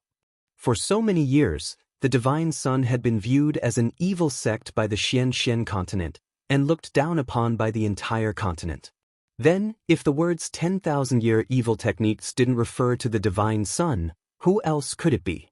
But when they heard the name of this youth today, the 3 experts of the strange races all felt that something was wrong. The so-called 10,000-year evil technique, could it be referring to this evil monarch? They were stunned for a moment, but Jun Moxie was not. He smiled strangely at Sasho Kitajima and said solemnly, Oh right, that bed, being smashed. There's something that I have to tell you.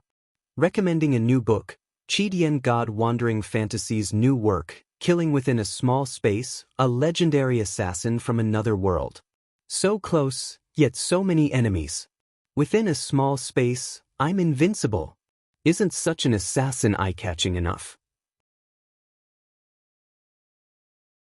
Chapter 12:31.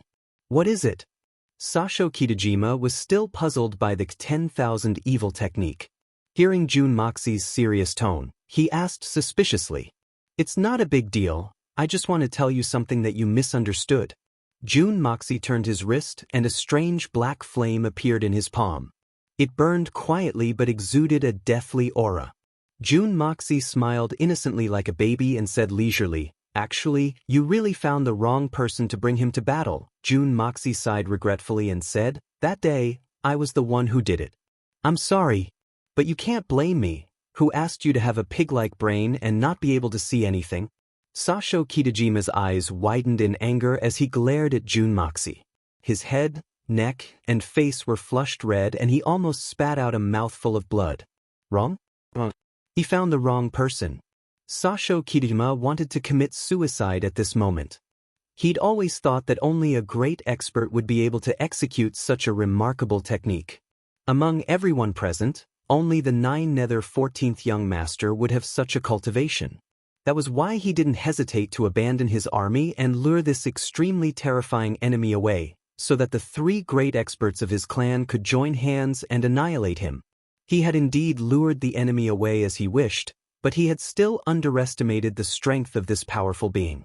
One of the 3 powerful beings of the Divine Sun was actually killed by the other party. Now he knew that he had found the wrong person. In the end, he paid such a huge price, because he found the wrong person. This was just like how the murderer was Zhang San, but he dragged Li Si along and forced him to confess under torture. And this Li Si was a terrifying madman. The frustration in Sasho Kitajima's heart was indescribable. Suddenly, he thought of Jun Moxie's words, I've already killed all the hundreds of thousands of people on your side. His heart trembled. Could it be true? If what he said was true, then the army heading to the Pillar of Heaven's mountains might really be in danger. A foreign half-saint fell silent for a while before he said, There's no need to think about it anymore. The million-strong army has already been buried beneath the Pillar of Heaven's mountains. The Divine Sun is truly finished. This person was already a half-saint, and his cultivation had already attained an extraordinary realm. Even if he couldn't see what was happening a few thousand kilometers away, he was still able to sense it. So, he knew that a huge mishap had occurred. Sasho Kitajima felt something sweet in his throat, and he finally spat out a mouthful of blood. Based on the current situation, wasn't the destruction of the Divine Sun all my fault? Why didn't you explain before?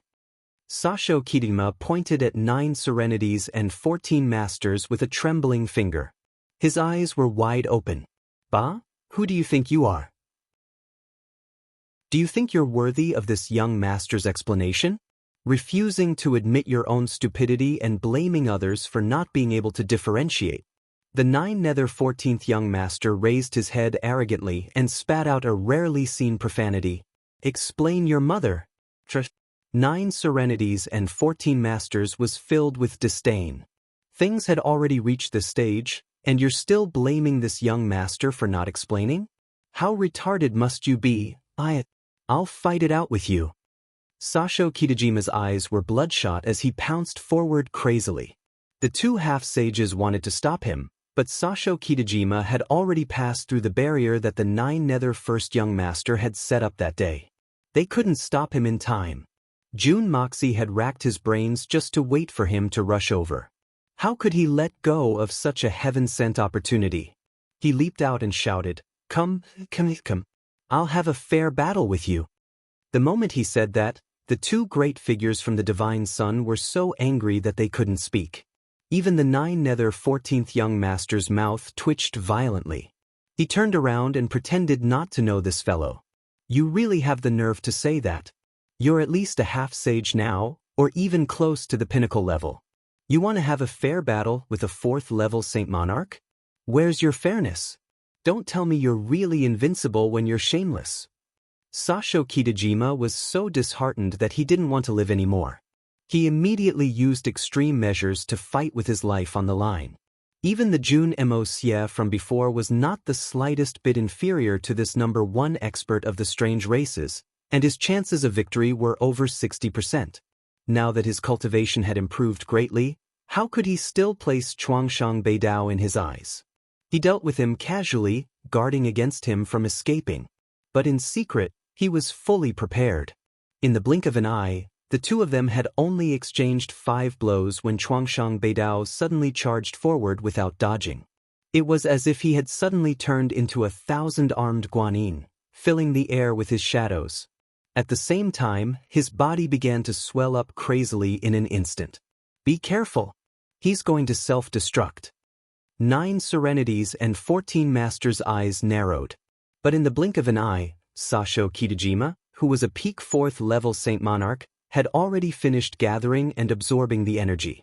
Seeing that Jun Moxie still had no intention of dodging, he laughed sinisterly and shouted, "Evil Monarch, accompany me on my way. You will pay for the blood on your hands. Go and die." Right at this moment, at the last moment before Sasho Kitajima self-destructed, clang clang clang, an excited sword cry rang out. With a flash of sword light, the blood of yellow flame appeared in the sky. With a schwa sound, the void-resisting divine blade had already accurately pierced into his dantian. Sasho Kitajima suddenly discovered that he couldn't move at all. Even the energy in his body couldn't be circulated at all. This demonic void-resisting divine blade had pierced deeply into his 2 dantians, greedily devouring the cultivation in his body, not leaving a single drop behind. He could even clearly feel that his body, which had expanded to its limit due to self-destructing, was slowly shriveling up, and it was still heading towards the direction of a dried-up corpse. Ha! Sasho Kitajima suddenly raised his head to the sky and laughed loudly. His laughter was filled with self-reproach and despair as he roared with all his might. 1,000 years of hegemony, 10,000 years of evil arts. So it's you! Heavens! You're simply too ruthless in teasing people, ah? Before he could finish his sentence, he had completely turned into a corpse without any aura. In the blink of an eye, this shriveled corpse had also dissipated with the wind, disappearing without a trace. The number 1 expert of the strange races, Sasho Kitajima, was dead. And it was a complete death. Not to mention a complete corpse, not even a shred of his soul was left behind. He couldn't be any more dead, directly consigned to eternal damnation. But his last words, 1,000 years of hegemony, 10,000 years of evil arts. So it's you, were like a vengeful ghost summoning the soul, causing the 2 divine sun experts to shiver uncontrollably. This last sentence was like the most terrifying curse of fate, causing one's hair to stand on end. The 2 of them exchanged a look, their expressions equally ugly. Dare I ask this Lord Evil Monarch, what do you intend to do next? One of them asked. After this battle, even if our divine sun race isn't completely wiped out, our vitality has been greatly damaged, and our elites have all been lost. Even if we start to recuperate from now on, in such a terrible environment, we won't be able to pose a threat to the continent again without at least a few thousand years. Most importantly, although the 2 of us aren't weak, we definitely won't be able to get past this restriction that the 9 Nether First Young Master had set back then. In my opinion, let's stop here. This outsider's expert could be said to be extremely sullen in his heart, feeling that he had compromised to the extreme. There were 2 super experts like Jun Moxie and 9 Serenities and 14 Masters, who were even stronger than the 2 of them, able to move freely, but the 2 of them were restricted by the 9 Nether First Young Master's restriction, unable to move freely. Then, even if a portion of the Divine Sun Army was still alive, under the hands of these 2, they wouldn't be able to hold out for long. Furthermore, they had already sensed that the strongest 7 Saint Monarchs of the strange races were all dead. The entire upper echelons of the Divine Sun Army had been wiped out. Right now, even if they had ambitions, they no longer had the strength to realize these things. The only thing they could do now was to preserve their strength and leave it for the future. As long as there's life, there's hope. But the two of them sighed. No matter what, it was something that would happen thousands of years later. The two of them probably wouldn't be able to see it. Let it go? Your wishful thinking is completely reversed. June Moxie laughed coldly. For the past 10,000 years, you strange races have always come and go as you please. You've always been the ones taking the initiative. Now, it's finally Xian's turn to make the decisions. With this young master here, you actually think that you can escape unscathed? What a joke. Could it be that this Lord Evil Monarch wants to keep the two of us here as well? Lord, do you know that the more you ask for, the more you can lose? The faces of the two Divine Sun experts changed. Although they had thought that there was a high chance that June Moxie and the rest would try to keep the two of them here, the two of them were not to be trifled with. Although they did not have the confidence to win, there was still a chance for them to perish together. The more you ask for, the more you can lose? That's right. The Pillar of Heaven's Mountains is not only the barrier of the continent, it's also the barrier of your Divine Sun race. The two of you, if not for the Pillar of Heaven's Mountains, do you think that your *T Divine Sun race would be able to survive until today? When the continent was at its peak, couldn't we annihilate your Divine Sun race? When the heavenly moat no longer exists, you guys did not think about your own dangers. Instead, you want to enter the Xian continent. Isn't that the same as chasing after things that you shouldn't have?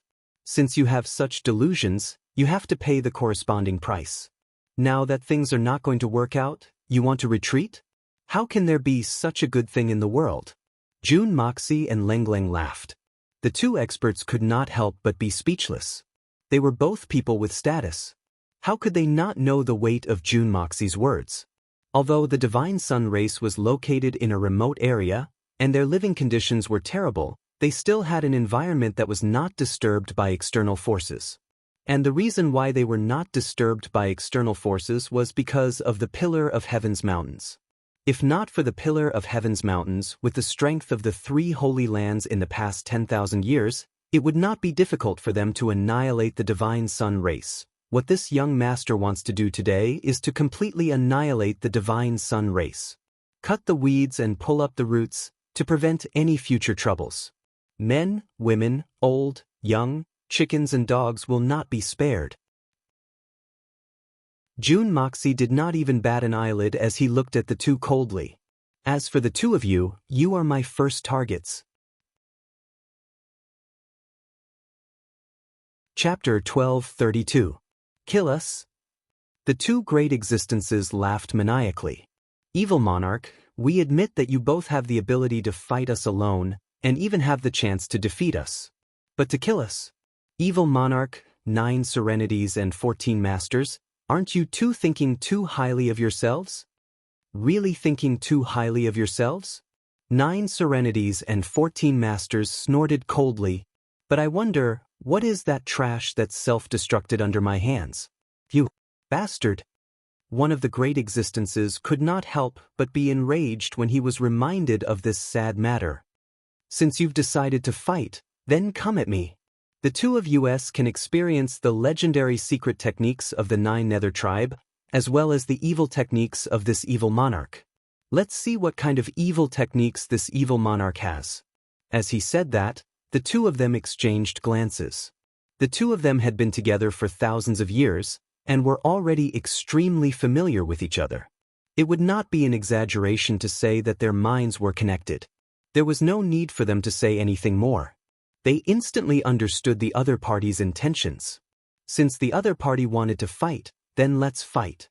Although 9 serenities and 14 masters' strength was extremely high, he had still sustained fatal injuries. That kind of injury might not affect him much if he were to fight against an ordinary opponent. But if he were to fight against someone of the same level, he would definitely be overestimating his own strength. He would definitely not be able to hold on, and his life might even be in danger. With such injuries, it would be extremely difficult to even self-destruct. Once the two sides started fighting, one of them would hold back the evil monarch, while the other would kill 9 serenities and 14 masters in the shortest time possible. Then, depending on the situation, they would either gang up on the evil monarch or fight him one-on-one. In this way, the two of them could be said to have a considerable advantage. In truth, the current situation did not allow the two of them to retreat. 9 Serenities and 14 Masters was currently heavily injured, and his strength was at its lowest. If they missed today, when 9 Serenities and 14 Masters recovered, they would have no chance of winning. These two Almighties were really miserable. There were originally 3 of them, but after the battle with 9 Serenities and 14 Masters, there were only 2 of them. In the time they were talking, the 9 Nether 14th Young Master's cultivation was recovering rapidly with the help of Jun Nemos Ye's spirit medicine. By the time Jun Moxie was done with his rambling, 9 Serenities and 14 Masters had already recovered by 80 to 90%. The two Almighties were completely unaware of this. Furthermore, not to mention that there were too many things that the two of them didn't know. If they knew how disadvantageous the situation they were in right now, they would probably lose all their courage immediately. The only thing they could think of was to run for their lives. So, ignorance was a kind of luck in many situations. Jun Moxie intentionally or unintentionally gave 9 Serenities and 14 Masters a very subtle look. 9 Serenities and 14 Masters also gritted his teeth and snorted coldly. Since you two bastards still want to take advantage of me at this time, then this young master will grant your wish. You must know that this young master's advantage is not so easily taken advantage of. 9 Serenities and 14 Masters laughed coldly and actually floated over first. Jun Moxie hurriedly followed up with a look of concern. 14th brother, your injuries have not healed yet. Why bother with these two bastards? Why don't you help this young brother hold the line first? The 9 Nether 14th Young Master snorted coldly, but he still put on a brave face and moved forward proudly. From the looks of it, it shouldn't be a problem for him to obtain the Oscar or something like that. He was a real actor. The two Almighties of the foreign races were laughing coldly in their hearts. In a battle between experts, life and death is a matter of moments. The more you try to be brave, the faster you'll die later. Although the 9 Nether race was extremely powerful, and neither the humans nor the Divine Sun race could compare to them, they were still not immortal. You're already seriously injured, but you still insist on fighting a life and death battle with an expert of the same level. You're courting death. Don't blame us when you enter the Yellow Springs later. Back then, the 9 Nether First Young Master had set up a restriction that we could not break for thousands of years. We can't do anything to the 9 Nether First Young Master, so we'll just blame it on you, 14th Young Master. With this thought in mind, one of the Almighties moved towards the direction of 9 Serenities and 14 Masters. 9 Serenities and 14 Masters, this seat will send you on your way. Don't forget, this seat's name is Guitian Daunting. Guitian Daunting? 9 Serenities and 14 Masters rolled his eyes. You'll live up to your name soon, because this young master will make your balls hurt so much that you'll die. Bastard! Guitian Daunting roared angrily. His entire face had turned purple. He had always been very proud of the name Daunting. He thought that his parents had been useless all their lives, but the name they gave him was very special. At least it was very meaningful. That's right, flying calmly was the demeanor of a peerless expert.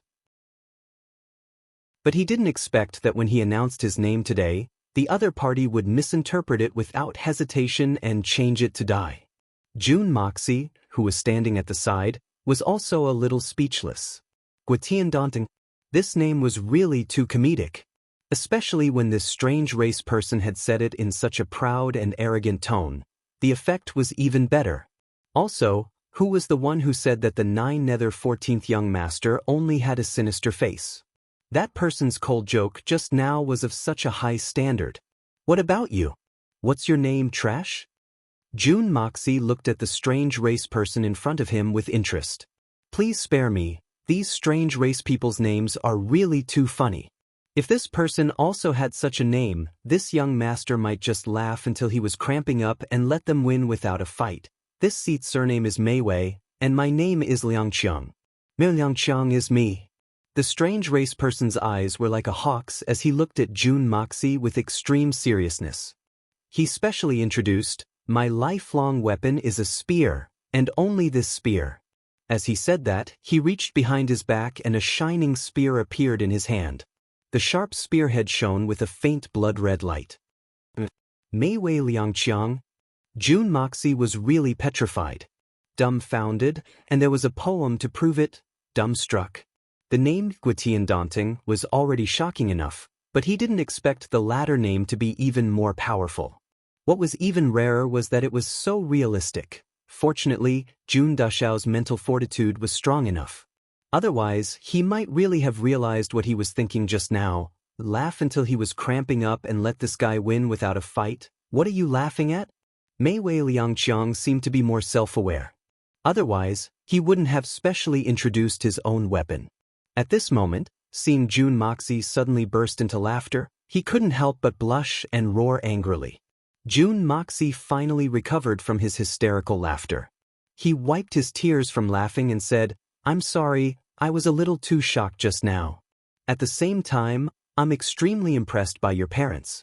They actually have such earth-shattering cultural literacy to give you two such classic names that can change the color of heaven and earth. It's really beyond my expectations." The two of them shouted angrily at the same time, mixed with the laughter of 9 serenities and 14 masters. Then a strong gust of wind blew.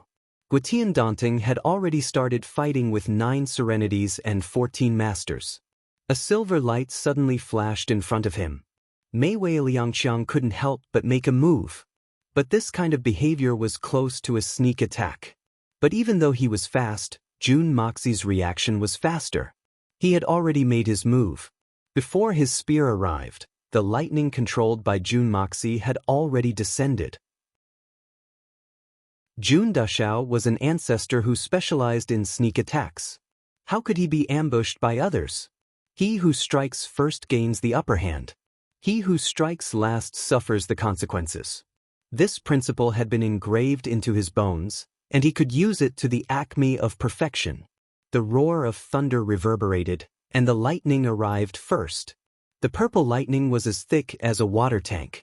More than 100 lightning bolts locked onto Mei Wei Liangqiang at the same time. The moment Jun Moxie made his move, he immediately used his strongest trump card. Mei Wei Liangqiang had just stabbed out with his spear when he sensed the changes in his surroundings. He couldn't help but be shocked. Such a powerful lightning tribulation, such a scale. How could it suddenly appear without any warning? Moreover, it had actually locked onto him? What's going on? I clearly haven't broken through yet. Why would I suddenly encounter a lightning tribulation? Besides, tribulation transcendence requires a certain amount of time to prepare, right? The pressure of heaven and earth before a tribulation transcendence isn't something that can come easily. How could it be as sudden as this time? Also, isn't the might of this lightning tribulation a little too terrifying? Why did hundreds of lightning bolts come at the same time? This doesn't make sense, right? But Mei Wei Liangqiang clearly didn't have the time to consider and analyze the origin of the lightning tribulation, because the lightning tribulation was already right above his head. If he didn't think of a way to resist this sudden crisis, he could only go down to the netherworld to ponder over these strange questions. Mei Wei Liangqiang was indeed a powerful figure of a foreign race. Even in the face of such a terrible situation, he was still able to remain calm. With a loud roar, his two bodies swelled up at the same time, and he emitted a disgusting smell similar to that of a rotting corpse. Furthermore, this smell grew at an astonishing speed, instantly reaching a considerable level of concentration. Perhaps because the smell was too strong, it gave rise to a seemingly filthy gas that instantly enveloped his entire body. The unprecedented pungent smell almost made Jun Dashao vomit on the spot. It was as if someone suddenly let out an extremely smelly fart while he was eating delicious food. There was no need to mention that kind of infuriating and disgusting feeling. As Jun Moxie couldn't take it anymore and cursed, countless terrifying lightning tribulation descended. With a series of crackling sounds, a hole with a radius of thousands of feet appeared on the ground. Mei Wei Liangqiang was currently standing at the core of this hole. His clothes were tattered, and his hair was standing straight up like a beggar's. His two faces were uniformly black, and his 4 shining eyes were still moving freely. Black smoke was emitting from countless parts of his body. Black smoke came out from both of their mouths. When they closed their mouths, the smoke came out from their nostrils instead. Lord Mei Wei, how are you? Guitian Danting shouted anxiously, somewhat flustered and exasperated. Why are you undergoing the tribulation transcendence at such a critical time? Why don't you suppress it? Chapter 12:33. When Guitian Danting exchanged blows with the 14th young master just now, he immediately discovered that this 9-nether 14th young master, who should have been severely injured and had lost most of his demonic cultivation, seemed as if he hadn't suffered any damage at all. Not only were his injuries nowhere to be seen, his cultivation didn't seem to have lost much. This horrifying reality made Guitian Danting, who had wanted to take advantage of the situation, extremely depressed. 9 serenities and 14 masters, who was almost at full strength, attacked like a storm. Guitian Danting struggled to hold on, hoping that Mei Wei Liangqiang would finish off Jun Moxie quickly and come to his aid. He did not expect his comrade, who had always been steady, to undergo a heavenly tribulation at this time. Isn't he playing with his life? It's fine if you're playing with your life, but you're playing with me too. We've been friends for thousands of years, you can't play with me like this. I'm not undergoing a heavenly tribulation. Mei Wei Liangqiang was also puzzled. He walked out of the cave while puffing out black smoke, feeling pain all over his body. He looked up at the sky. Fuck, do you think I don't know if I'm undergoing a heavenly tribulation or not? Besides, there are no tribulation clouds in the sky. What's going on? That lightning just now was a real tribulation lightning. It's not fake at all. I say, Jun Moxie shook his head in disdain. He lectured earnestly, I've already said that it's not right for you to show your spear at the end of your life. This is incest. Incest will incur the wrath of heaven. Look, you've been struck by lightning, haven't you? You'd better go back and change your name. If you don't change your name, you'll be struck again. Bastard. Mei Wei Liangqiang was furious. This is a coincidence. It's just a coincidence. Jun Moxie scoffed. Just a coincidence? What about this time? Is it still a coincidence? Mei Wei Liangqiang immediately felt that something was amiss. He looked up into the sky and was shocked to see that the entire sky was filled with purple light once again. Each purple lightning tribulation was as thick as a house, and this time, the number was 10 times more than the previous time. A total of more than 1,000 bolts of lightning were densely packed above his head. What was even more frightening was that the tribulation lightning didn't have the slightest intention of stopping. It descended all at once. Wave after wave, they smashed towards Mei Wei Liangqiang. Such a terrifying momentum made Mei Wei Liangqiang suddenly recall the heavenly tribulation he encountered when he was advancing to the semi-sage realm. In fact, it was even more powerful than that time. He remembered that he had almost lost his life at that time. Amidst the horrified roar, Mei Wei Liangqiang did not have time to consider anything else. He quickly mobilized all the power he could muster to resist the lightning tribulation with all his might. On the other side, Guitian Danting shouted in exasperation, You? Lady Mei Wei, how can you say that you haven't passed the tribulation? Well, what is this? I've really been screwed over by you. With your cultivation, it wouldn't be difficult for you to delay the tribulation for a while. But you did this. What do you mean? Hearing Guitian Danting's angry shout, Mei Wei Liangqiang also wanted to cry. What do you mean by that? If you ask me, who should I ask? I clearly didn't break through, but this lightning tribulation still came down just like that. What can I do? Do you think I'm willing to pass the tribulation in the middle of a battle? I'm not a retard. They were depressed, they were puzzled, they were annoyed. There was only one word to describe them. However, no matter how frustrated they were, if someone told them that this lightning tribulation was actually caused by that pretty boy in front of them, they would still not believe it. This was a lightning tribulation. Was this something that could be controlled by humans? An unprecedentedly violent purple lightning struck down once again. The power of the hundreds of lightning bolts from before was already quite terrifying. In terms of momentum alone, It was almost equal to the might of the heavenly tribulation of a half-saint. However, the momentum of the lightning tribulation this time was even stronger, and it was far from being comparable to the last time. Even Jun Moxie himself did not expect that the power of lightning he could derive would be so strong. One must know that although the Hongjun Pagoda had absorbed a large amount of lightning power previously, most of those were venerable and saint-level lightning tribulations. At most, some of them were holy emperor-level lightning tribulations. Only a small portion belonged to saint-venerable-level heavenly tribulations. As for the higher-level heavenly tribulations, only young Master Jun and Mei Shui Yan's Saint Monarch heavenly tribulations existed. But even their Saint Monarch heavenly tribulations were not this violent. And from the analysis of Mei Wei Liangqiang's performance, the power of the lightning that Jun Dashao produced even exceeded the intensity of his semi-sage tribulation lightning. This surprise was a little too much for Jun Dashao. Jun Moxie's original intention of using this new technique was to pass off the power of lightning as the real thing, to catch this Mei Wei Liangqiang off guard. He was prepared to make this fellow flustered and use the flame of primal chaos or the blood of yellow flame to launch a sneak attack. But who would have thought that his newly obtained power of lightning would be so perverse? Even a real lightning tribulation wouldn't be this perverse. Looks like there's a good chance that I can directly eliminate that Mei Wei Liangqiang. Could it be that the Hongjun Pagoda has the magical effect of purifying the power of lightning? Of course, the Hongjun Pagoda was an unfathomable thing. Even if it had such a function, it might not be that rare. But Jun Dashao did not have the time to consider this. He focused his mind and controlled the power of lightning to strike down precisely. Strike this perverted foreign race trash to death, the biggest foreign race scum. With Jun Moxie's wave after wave of lightning bombardment, Dashao discovered a rather interesting fact. Mei Wei Liangqiang actually treated the lightning bombardment as a heavenly tribulation. Not only did he not take the opportunity to counterattack or dodge, but he simply endured it.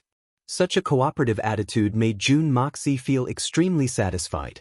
Originally, when Jun Moxie launched the lightning attack at the start, he had intentionally reserved some of his strength to guard against Mei Wei Liangqiang's counterattack. But from the looks of it now, there was no need for that at all. Actually, it was no wonder that Mei Wei Liangqiang did this. All along, all the heavenly tribulations had locked onto the person undergoing the heavenly tribulation. There was basically no difference between dodging or not, and there were no exceptions. Even if a person with superb movement techniques could barely dodge a few bolts, the following ones would double the number of bolts. As for counterattack, that was even more ridiculous. Counterattack? Counterattack the lightning tribulation? Was his brain blocked by a door, or was it flooded with water? Could that thing even counterattack? Mei Wei Liangqiang had become a mighty figure, and he had gone through countless heavenly tribulations in his life. Naturally, he was very familiar with this. Under this fixed mode of thinking, he gritted his teeth and concentrated all his power to resist the sudden power of heaven and earth. She stole a glance, and saw that Jun Moxie was standing there quietly. He hadn't taken the opportunity to attack her while she was down. He could not help but admire and despise him in his heart. What he admired was that the other party was indeed a super expert at such a young age.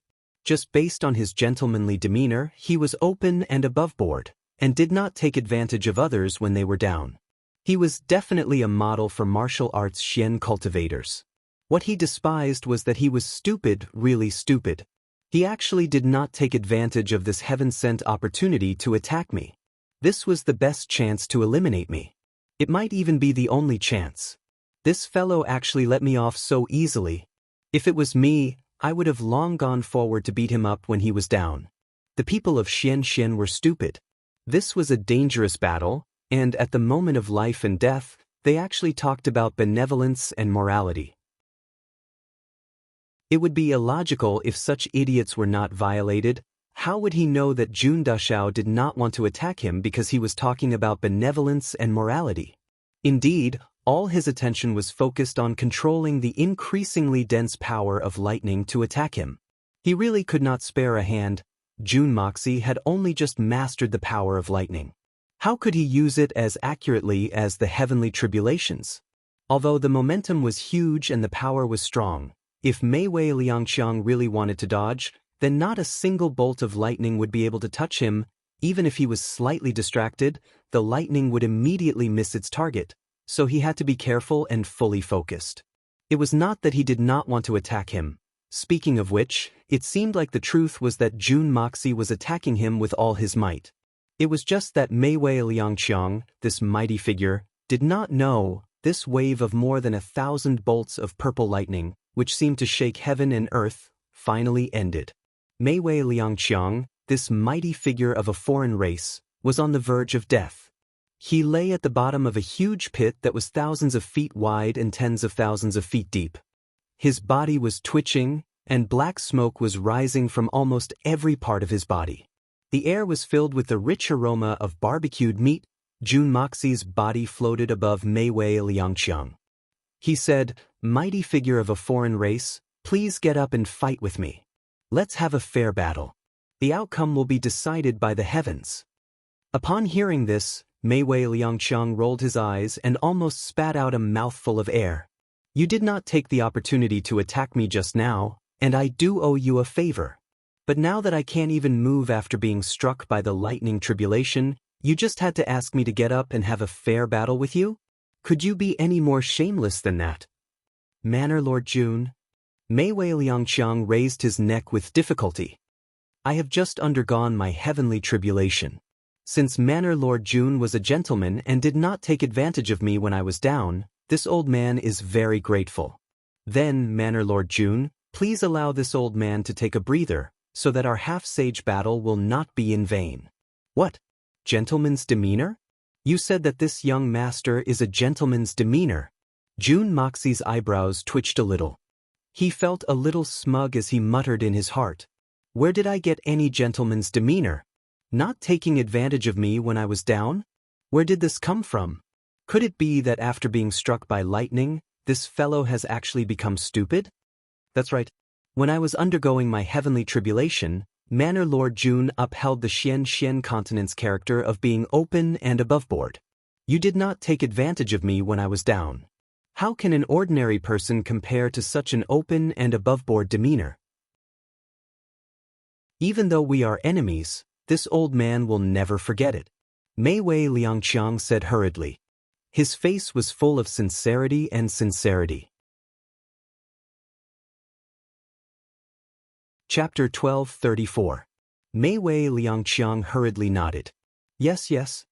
He thought to himself, "As long as I recover, why would I care about your *t gentlemanly demeanor? I'll strangle you to death. Of course, I'll remember this forever. You idiot will be the most idiotic example of teaching the future generations of the Divine Son. That's reasonable. So, I'll show my gentlemanly demeanor again." Jun Moxie snorted. Then he smiled wholeheartedly and waved his hand. He then shouted, "One more time." With a rumble, a bolt of purple lightning descended from the sky and struck Mei Wei Liangqiang, who could no longer move, causing him to jump up from the ground. He rolled a few times before lying on his back, smoke rising from his body. "What's going on? Why is the lightning tribulation? Could it be that you're the one who caused this?" Mei Wei Liangqiang spewed out a cloud of black smoke as he roared in grief and indignation. "You're flattering me, mighty figure of the outsiders. It was my gentlemanly demeanor that made you fall for me just now."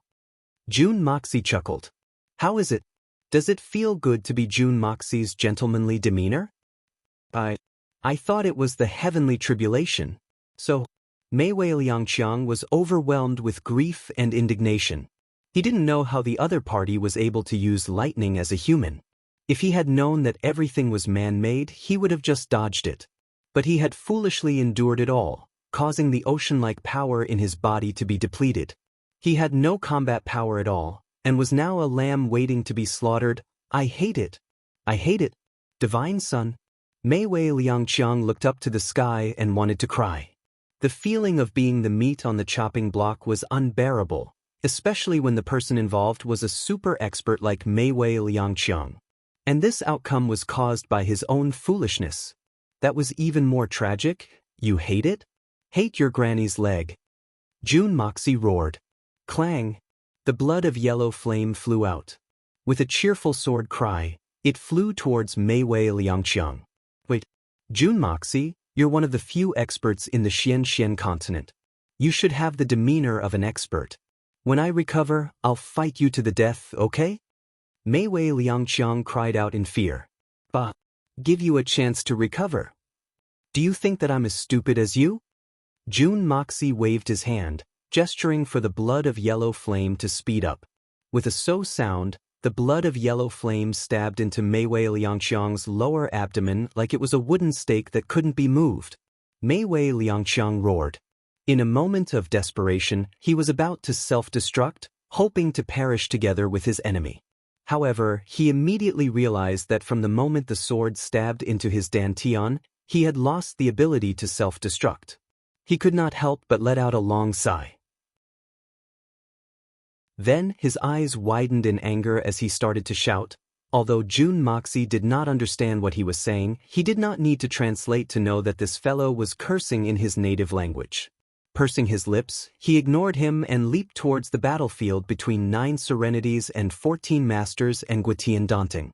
Only a huge pit was left.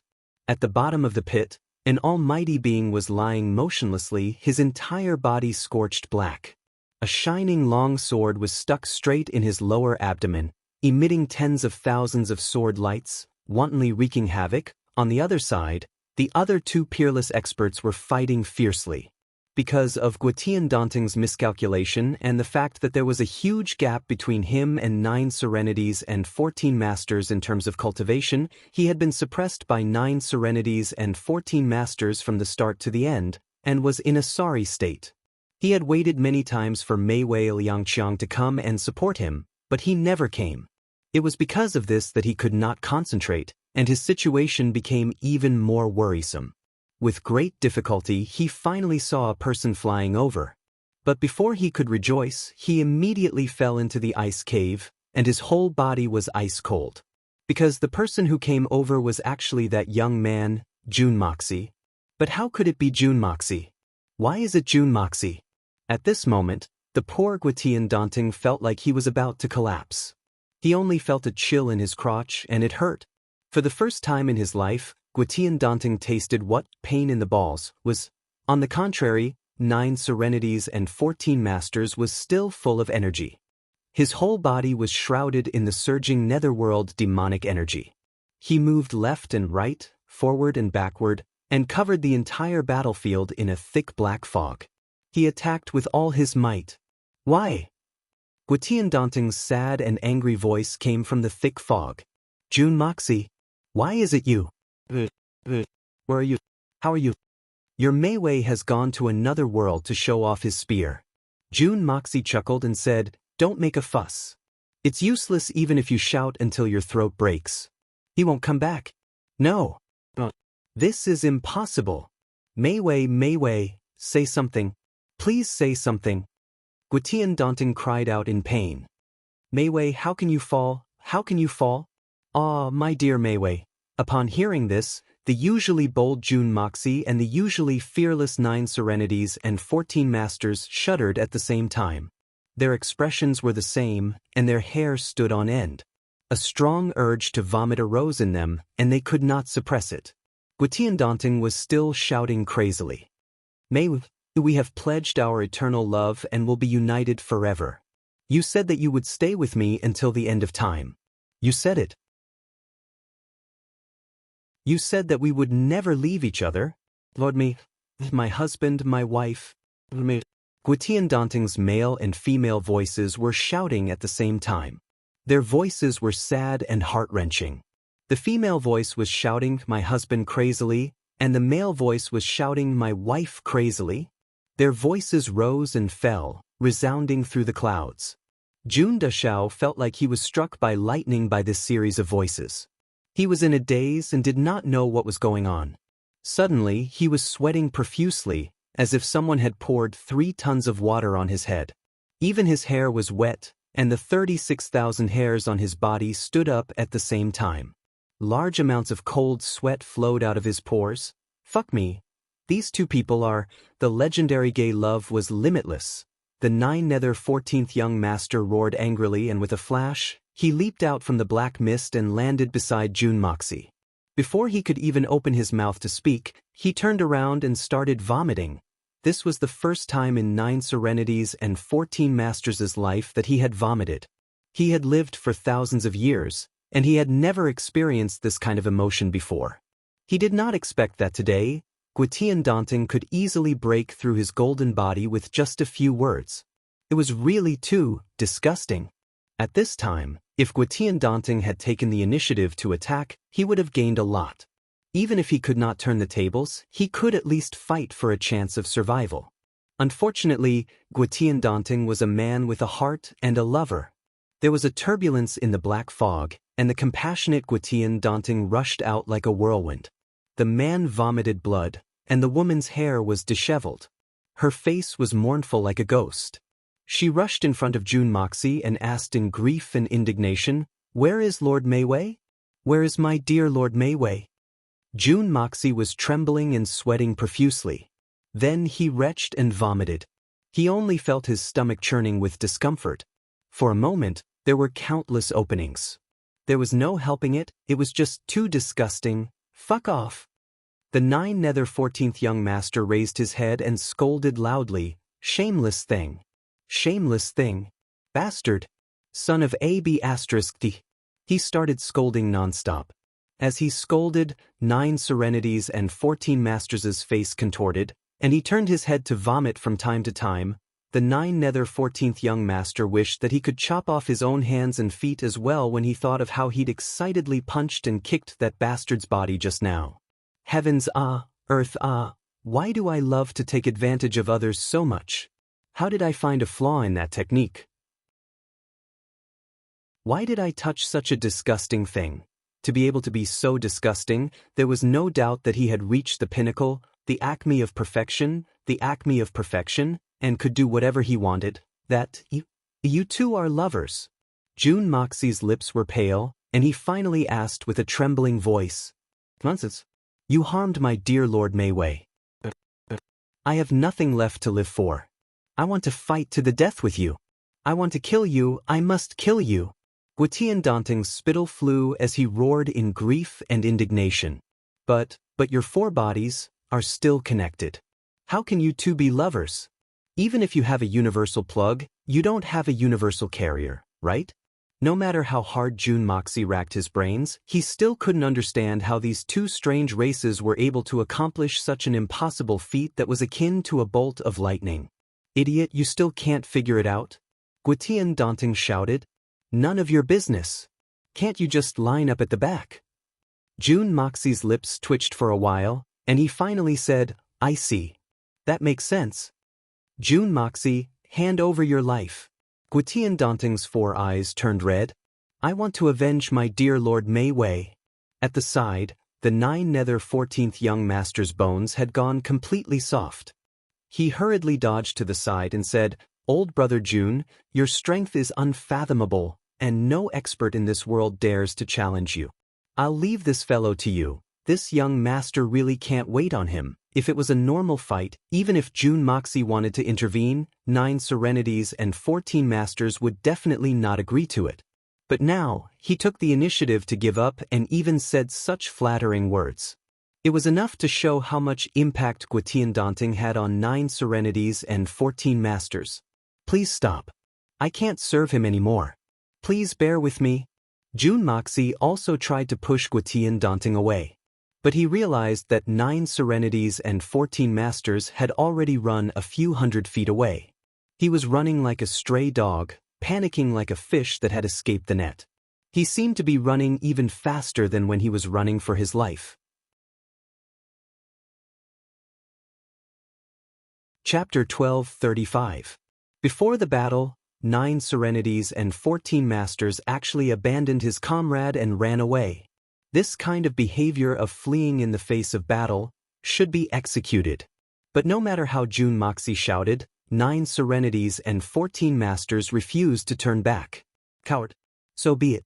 Fleeing in the face of battle. So be it. You can say whatever you want.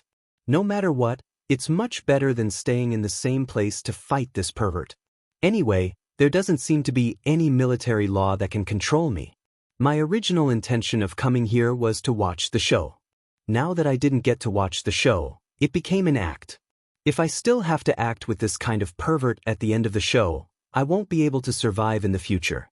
I'll leave such an outstanding opponent to you, Jun Dashao. This Guitian Daunting will definitely not be able to defeat me, but that disgusting smell is really killing me. As 9 serenities and 14 masters ran, he used his martial arts to condense water from the air and washed his hands over and over again. He made up his mind that as long as he saw a person, he would immediately take off all his clothes and put them on himself. It was not easy to replace his hands and feet, so he could only wash them a few times. But no matter what, he definitely could not wear these black clothes again, abandoning a battle and fleeing in a one-on-one battle, abandoning a battle and losing without a fight. This was definitely the first time in 9 serenities and 14 masters' life. Guitian Daunting definitely did not know that he had actually done something that no one else in the world could do. It was really something to be proud of. This achievement seemed to be something that even Jun Dashao could not achieve. Even if the future Jun Moxi's strength might be better than 9 serenities and 14 masters in all aspects, he could at most kill 9 serenities and 14 masters. He would not be able to scare Guitian Daunting away no matter what. Well, to be more precise, it must be disgusting him away. Jun Moxi was furious to the extreme. He wanted to continue cursing 9 serenities and 14 masters for abandoning the battle, but Guitian Daunting's attack had already arrived. Facing this guy's counterattack, Jun Moxi did not know whether to accept it or not. Guitian Daunting was now like a disgusting human-shaped hedgehog. Even a little bit of him would make him feel so disgusted that he would not be able to eat for a few days. How could he fight this battle? Anyway, he definitely could not fight in close combat. Since close combat wasn't going to work, Jun Moxi could only resort to long-range attacks. Jun Moxi hastily retreated. While retreating, he pinched his fingers together, and hundreds of lightning bolts struck down with a rumbling sound. Guitian Daunting completely ignored all of this, only chasing after Jun Moxi crazily. Under his rapid movements, most of the lightning naturally missed, but there were still a few that landed on him. But Guitian Daunting gritted his teeth and continued to charge forward without slowing down. It was obvious how determined he was to kill Jun Dashao. Little sword, hurry up and come over. Jun Dashao began to cry for help. Having lived 2 lives, this evil monarch had never been so embarrassed before. But now he really had no other choice. He shouted at the top of his lungs, sword, hurry up and come over, it's incredible. There's delicious food here. Blood of Yellow Flame had just finished devouring all of Mei Wei Liangqiang's essence and energy. It was gradually digesting it when it suddenly heard Jun Moxi's shout. It hurriedly flew over. With a flash of sword light, the sword trembled, and a sword cry rang out. Delicious food? Leave it all to me? There was a strong sense of excitement in its voice. Yes, I'll leave this fellow to you. I'll leave him to you. You can do whatever you want with him. Jun Moxi said hurriedly. Even if you cut him into pieces, it's not a problem. Ha! Blood of Yellow Flame excitedly somersaulted. Why are you so generous this time? Cough, you little brat, when did your master not care about you? Jun Moxi said shamelessly. I know this is useful to you, so I purposely left it for you. Where else can you find a master like me? You're always so annoying. In the blink of an eye, Guitian Daunting had already broken through the encirclement of lightning and rushed over. Hurry up. If he escapes, you won't be able to eat anything good. This opportunity is fleeting. If you miss it, there won't be any more. Hurry up and go. Jun Moxi pointed with his finger and urged anxiously. A delicacy is right in front of me, how can I miss it? This sword is going. With a swoosh, the blood of Yellow Flame drew an extremely elegant trajectory in the air. It charged towards Guitian Daunting. Along the way, it shook its head excitedly and wagged its tail, ruining the atmosphere completely. Today is really a great harvest. Guitian Daunting was still charging over crazily, but he saw a void-controlling divine sword blocking in front of him. He hadn't experienced the power of blood of yellow flame before, and only thought that Jun Moxie was using the ordinary sword kinesis technique. Without thinking, he slashed out with his palm. As long as the palm wind was strong enough, it could cut off the connection between the sword and its master, and the so-called sword kinesis technique would collapse on its own. Unexpectedly, blood of yellow flame let out a soft cry and split his palm wind like lightning, charging towards his dantian. Only then did Guitian really get a huge shock. He hurriedly dodged, but he saw that the sword was still charging towards his dantian relentlessly. The speed of the attack, the sharpness of the sword, and the strangeness of its position. Even a powerful expert like Guitian had never seen such a thing in his life.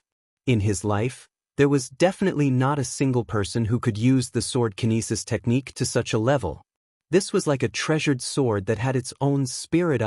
He really didn't expect that this young evil monarch actually had the profound attainments of a saint. Could he really be a match for such an expert? No wonder my beloved Mei Wei Liangqiang could die in his hands. Even if his cultivation is high, he is still the murderer of Lord Mei Wei. I must kill him, no matter what method I use, no matter what price I have to pay. Thinking of this, Guitian's heart was filled with hatred. A man and a sword started fighting in the air. In this battle, the blood of yellow flame was truly the one who had reaped the greatest harvest, the one who had benefited the most, and the biggest winner. The amount of energy it had absorbed had already reached an inconceivable level.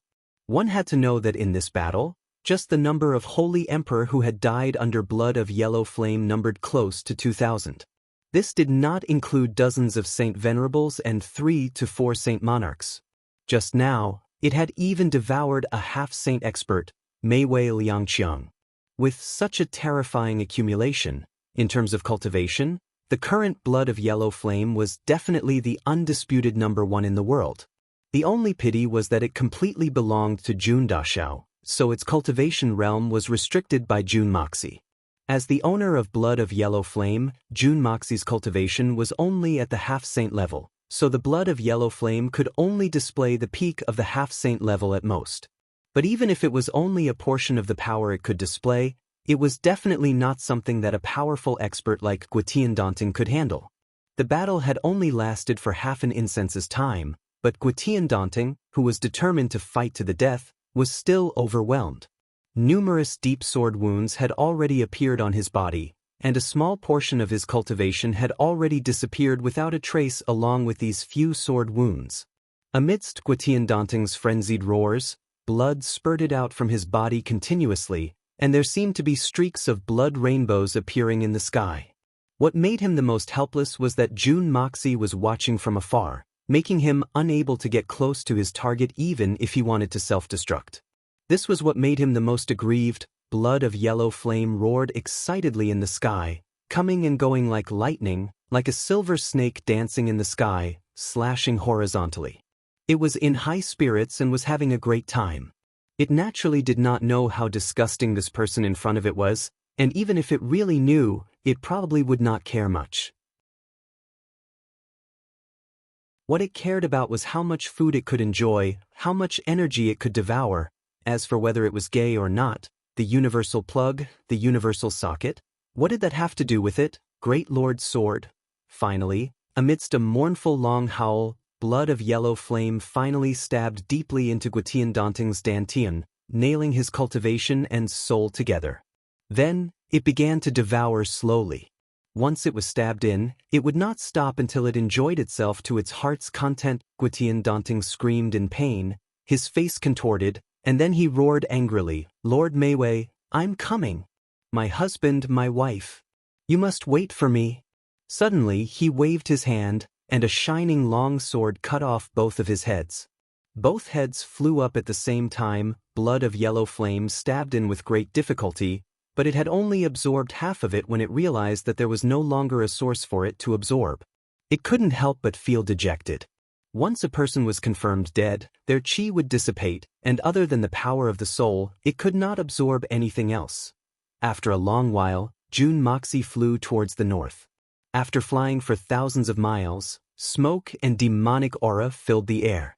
9 serenities and 14 masters suddenly appeared in front of him and said with some lingering fear, "That bastard is done for?" Jun Moxie rolled his eyes. Once he saw this fellow, he was infuriated and said angrily, "I've never seen someone like you. You have the cheek to call yourself the world's #1 expert? You actually ran away at the last minute. You left me alone to face a powerful enemy. If it wasn't for this young master's skills, wouldn't I have been killed by you? You say you have the cheek to be embarrassed." 9 serenities and 14 masters flew into a rage.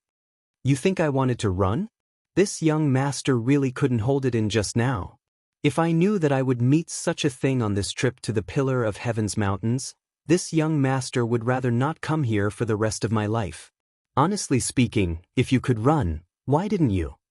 If I didn't run just now, this young master would be the one holding the hot potato, isn't that right?" As he said that, he suddenly rolled up his sleeves and said angrily, "Look, I still have goosebumps all over my body. Whoosh." Jun Moxie also rolled up his sleeves and roared even louder than 9 serenities and 14 masters. "Fuck. Goosebumps? You think you're the only one who has goosebumps?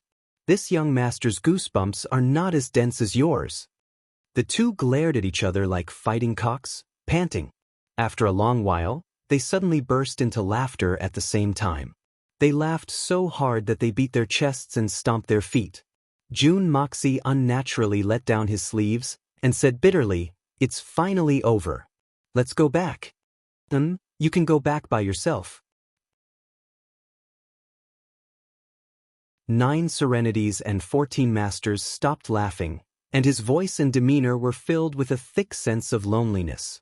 With his hands clasped behind his back, he looked at the vast sky in front of him and said lightly, "From today onwards, I will be staying at this Pillar of Heaven's mountains." His gaze was distant as he said slowly, "This young master may not even take a step into the Shen continent in this lifetime. Perhaps today's farewell will be an eternal farewell for you and me."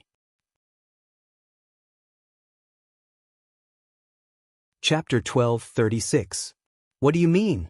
Jun Moxie was shocked and asked hurriedly. "It's just a sudden feeling.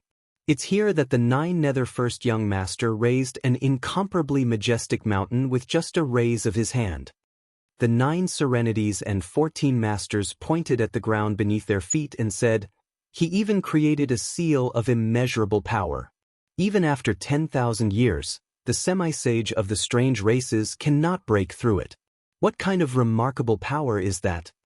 He laughed self-mockingly and said, "I, the 9 Nether 14th Young Master, have always been called the #1 expert in the world. Only now do I know that this title of #1 expert in the world has always been like the loudest slap to my face, constantly slapping myself in the face. What right do I have to occupy the position of the world's #1 expert? A frog at the bottom of a well has never truly understood the vastness of the world. Even I need to fight for a long time to take down a semi-sage.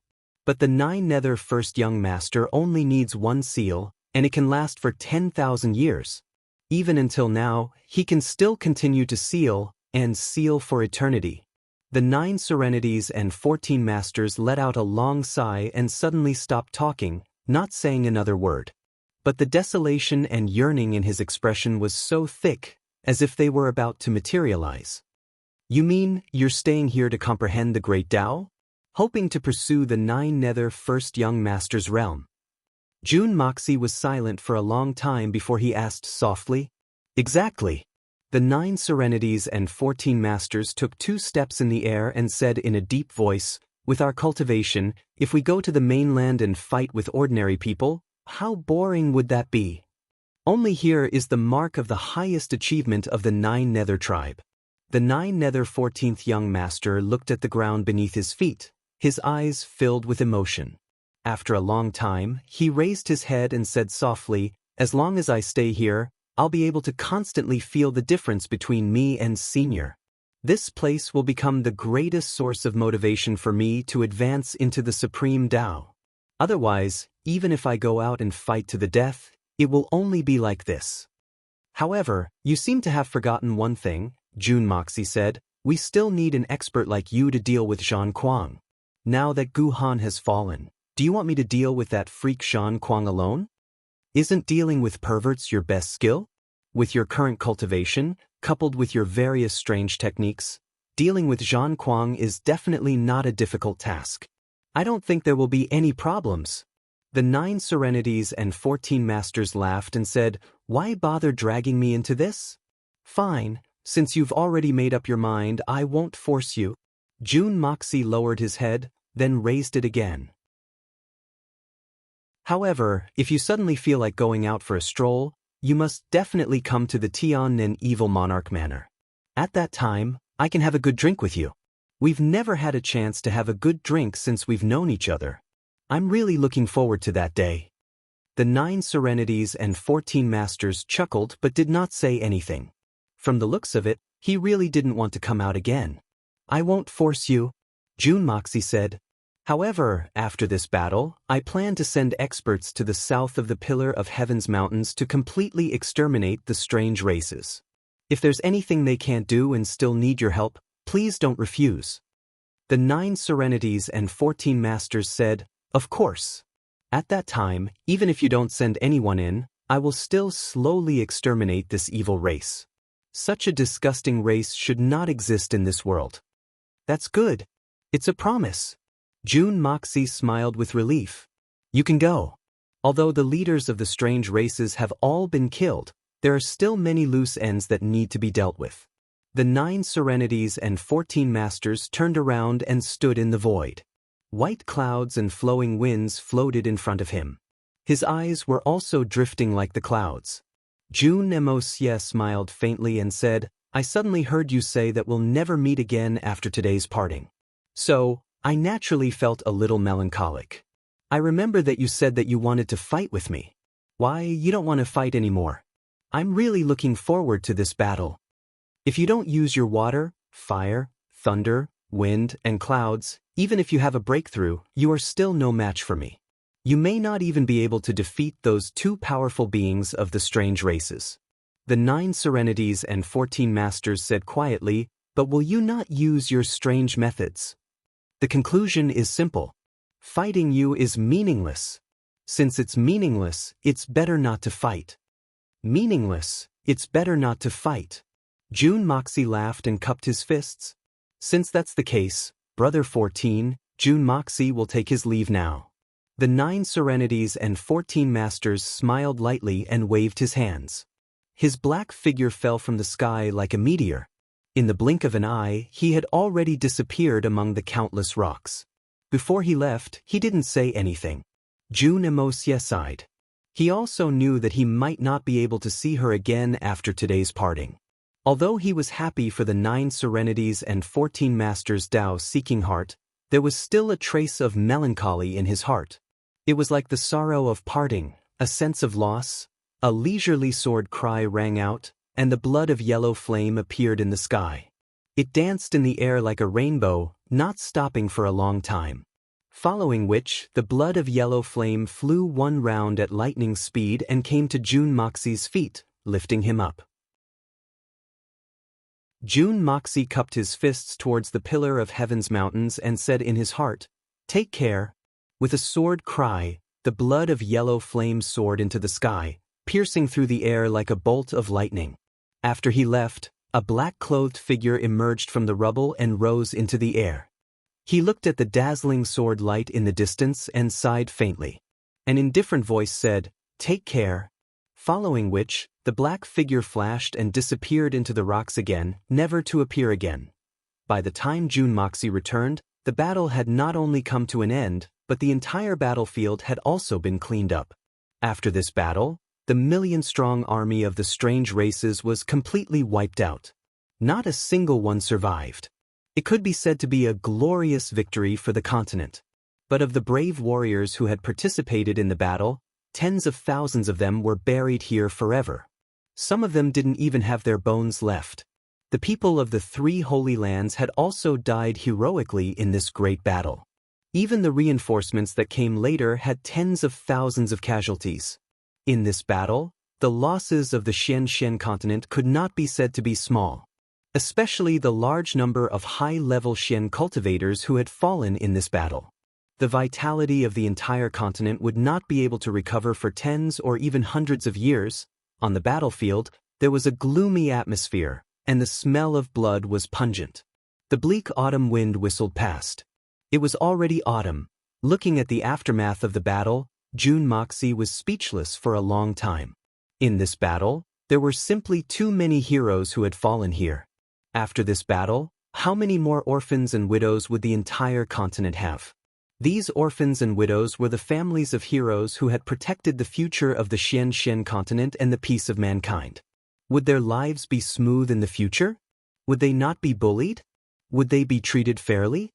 In this battle, how many leaders of the royal families had fallen? Would their deaths lead to the decline of the family they led, or even the destruction of it? At this moment, Jun Moxie suddenly thought of a poem that Jun Wu Hui had recited that day. He could not help but recite it softly. The smoke of the beacon rises, the great flag is unfurled, thousands of horses and thousands of soldiers roll in. When will the battlefield be steeped in swords and soldiers? From now on men do not restrain their grief. At this moment, Jun Moxie suddenly understood Jun Wu Hui's feelings when he recited this poem that day. This god of war, a legend that had been passed down through the ages, was undoubtedly in a solemn and stirring mood at that time, but also extremely helpless. Smoke filled the sky and the flag was unfurled. Thousands of horses and thousands of soldiers rolled over. This sentence seemed to be infinitely heroic, but hidden behind it were stains of blood and tears. Apart from those who were personally involved, who could truly understand it? Thousands of horses and thousands of soldiers roll in swords, and soldiers roll in swords and soldiers. Since ancient times, how many people returned from war? How many people could return safely in the end? When will the battlefield be steeped in swords and soldiers? From now on men do not restrain their grief. It also expressed this god of war of the continent's heartfelt hatred towards war. Jun Moxie's victory in today's battle was because he hoped that this continent would die in front of the pillar of heaven's mountains. From now on, men do not restrain their grief. From now on, there would no longer be a need for the war for seizing the heavens. Cut the weeds and eliminate the roots, once and for all. Jun Moxie stood there in disappointment as he looked at the bloody fog that had yet to dissipate. He did not speak for a long time. Jun Wui, Duga Zongheng, Murong Fengyun, Mei Xuan, and the other leaders had already finished reorganizing the army. They were currently checking the specific losses of the battle. Everyone's faces were filled with the joy of surviving a calamity, but it was also filled with a heavy and heartfelt grief. Jun Moxie sighed, waved his hand, and took the lead to return to the big tent. Following which, Mei Xuan and the rest entered the big tent one after another. What's the result? Roughly, how much did we lose? Jun Moxie said bitterly. How many brothers died in this battle? This answer was something that Jun Moxie desperately wanted to know, but he was also a little afraid to know. Jun Moxie had lived 2 lives, and it was rare for him to be afraid. But at this moment, the audacious Jun Moxie was really afraid to know that heavy answer. The battle ended. Tian Fa's vanguard, the 8 Saint Venerables, and the Eagle King died. 5,000 Eagle people, not a single one survived. 5,000 Bear Tribe warriors, 3,000 died in battle. 5,000 Crane Tribe warriors, 2,000 Eagle Tribe warriors, 2,000 Eagle Tribe warriors, and 4,300 Eagle Tribe warriors died in battle. 1,500 Tiger Tribe warriors died in battle. Mei Xuan's expression was filled with deep sorrow as she said woodenly, "The last one to participate in the battle. Rock King died in battle. The head of the 8 great masters, Yun Bi Chen, died in battle. Blue Supremacy Meng Hong Chen, Heaven-Seeking Supremacy Mo Wen Tian, both confirmed to have died in battle. Other than them, of all the people from the 3 holy lands who participated in the battle, only Qiaoying is left." Jun Mo Xie heaved a deep sigh. His heart was in turmoil. Chapter 1237. The reinforcements from Tian Fa numbered a total of 128,900. All of them joined the battle, but only 30,000 died. Jun Wui let out a long sigh. Because the other reinforcements arrived later, their losses were not as heavy, Dugu Zongheng said. Dugu Zongheng quietly said, but their strength was relatively weak, and they didn't have much room to resist the foreign races. Of the 130,000 people who participated in the battle, less than 100,000 returned. 13 of the Heaven Destroyer and Spirit Devourer troops died in battle. The rest were all heavily injured. Solitary Eagle's body was still shrouded in a thick killing intent as he said. After saying this, he turned his face away and secretly wiped away the tears from the corner of his eyes. These people were all good comrades and brothers who had been with him for more than a year. Jun Emosia sighed and said, all those who died in this battle must be compensated generously. Their families must be treated like the families of meritorious officials, and they must be taken care of properly. But if there are any requests, as long as it is not unreasonable, we must do our best to satisfy them. As for their descendants, they should also pay special attention to nurturing them. No matter what, we must not let the heroes in the underworld scold us for being heartless and ungrateful. This is a basic issue of conscience, and also the moral bottom line that we have been upholding all along. We must not be careless. Everyone nodded their heads and solemnly agreed. This is where the evil monarch Manor's insistence lies. If anyone dares to bully the widows of meritorious officials or the descendants of heroes, then no matter who they are, no matter where they come from, they must be killed without mercy. Jun Moxie said coldly. His cold tone showed how unshakable his determination was. Then I will immediately give the order to spread this order to the world. Mei Shuiyan nodded. She looked at Jun Emosia with a little more radiance in her eyes and a little more pride. How to treat the descendants of meritorious officials had always been a common problem in this continent. Too many families of soldiers who had died in battle were bullied, sold, and sold as slaves for the rich and powerful because they no longer had anyone to rely on. The fate of the slightly good-looking women was even more miserable than that. Jun Moxie's iron order was passed down at this moment.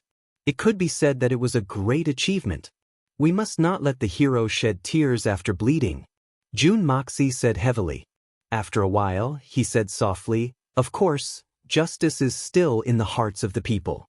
If the family members of those heroes have committed crimes or committed other unforgivable crimes, we can't tolerate them. Although the word hero was an honor, one could not rely on this honor for the rest of one's life. We still need to have a sense of propriety when it comes to this. Dugu Zongheng and Murong Fengyun's eyes shone with admiration. Jun Emosia's arrangements could be said to be extremely appropriate. In this way, many tragedies could be avoided. At the same time, it could also avoid the tragic consequences of the heroes sitting on their laurels, not thinking about improving themselves and discrediting the heroes. People were never used to it. The two big shots were smart people, so how could they not understand this? Jun Moxie muttered to himself for a while and slowly asked Mei Shuiyan, what happened to the 3 holy lands? Mei Shuiyan understood his meaning and said solemnly, no one has moved there. Everything is as it was before the battle. I know what you mean. I've already sent people to guard the area. Jun Moxie stood up and said, everyone, let's go take a look. Everyone followed him out. The hundreds of tents that the people of the 3 holy lands had lived in were still standing in their original positions. The wind howled, causing the tent to rustle. The empty tent was divided into 3 areas, clearly separated from each other. The 3 tents had the same status as the 3 holy lands. 3 different colored tents stood quietly in front of everyone. These were the last traces left behind by the 3 holy lands on this land. Jun Moxie looked at them silently for a while and said in a low voice, everyone has been fighting with their lives on the line, fighting until now. Why bother?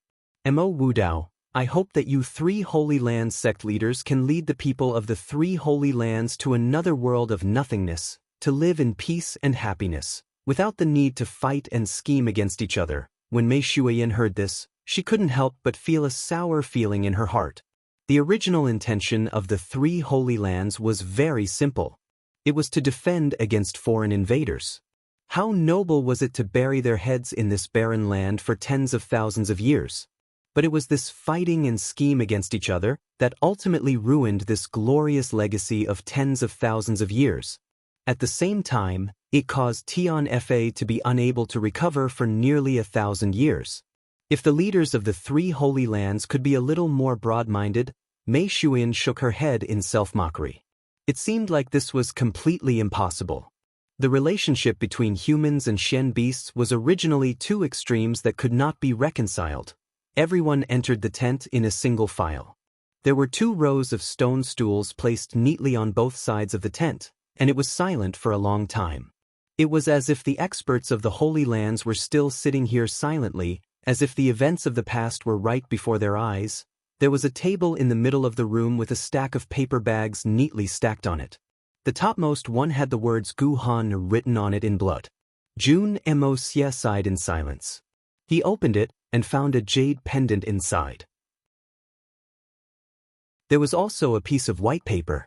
On the white paper, there were a few lines of words written in blood. 2 lifetimes of vicissitudes, eternal glory. Once it becomes nothing, only death can repay. As for the origin of the jade pendant, or the subsequent instructions, there was no mention of it at all. But Jun Moxie knew clearly that this jade pendant was the only memento that Gu Han had left for Qiao Ying. That jade pendant was crystal clear, smooth, as if it was constantly emitting a peaceful glow. It was warm to the touch, but it also carried a trace of gentle coldness. Warm in winter and cool in summer. Without a doubt, this was a rare piece of precious jade. Jun Moxie quietly wrapped up the paper bag again, but handed the jade pendant to Mei Xuan and said, "Pass this jade to Qiao Ying later. Say that Gu Han left it for her." Mei Xuan looked at him suspiciously, but agreed gently and took the jade pendant.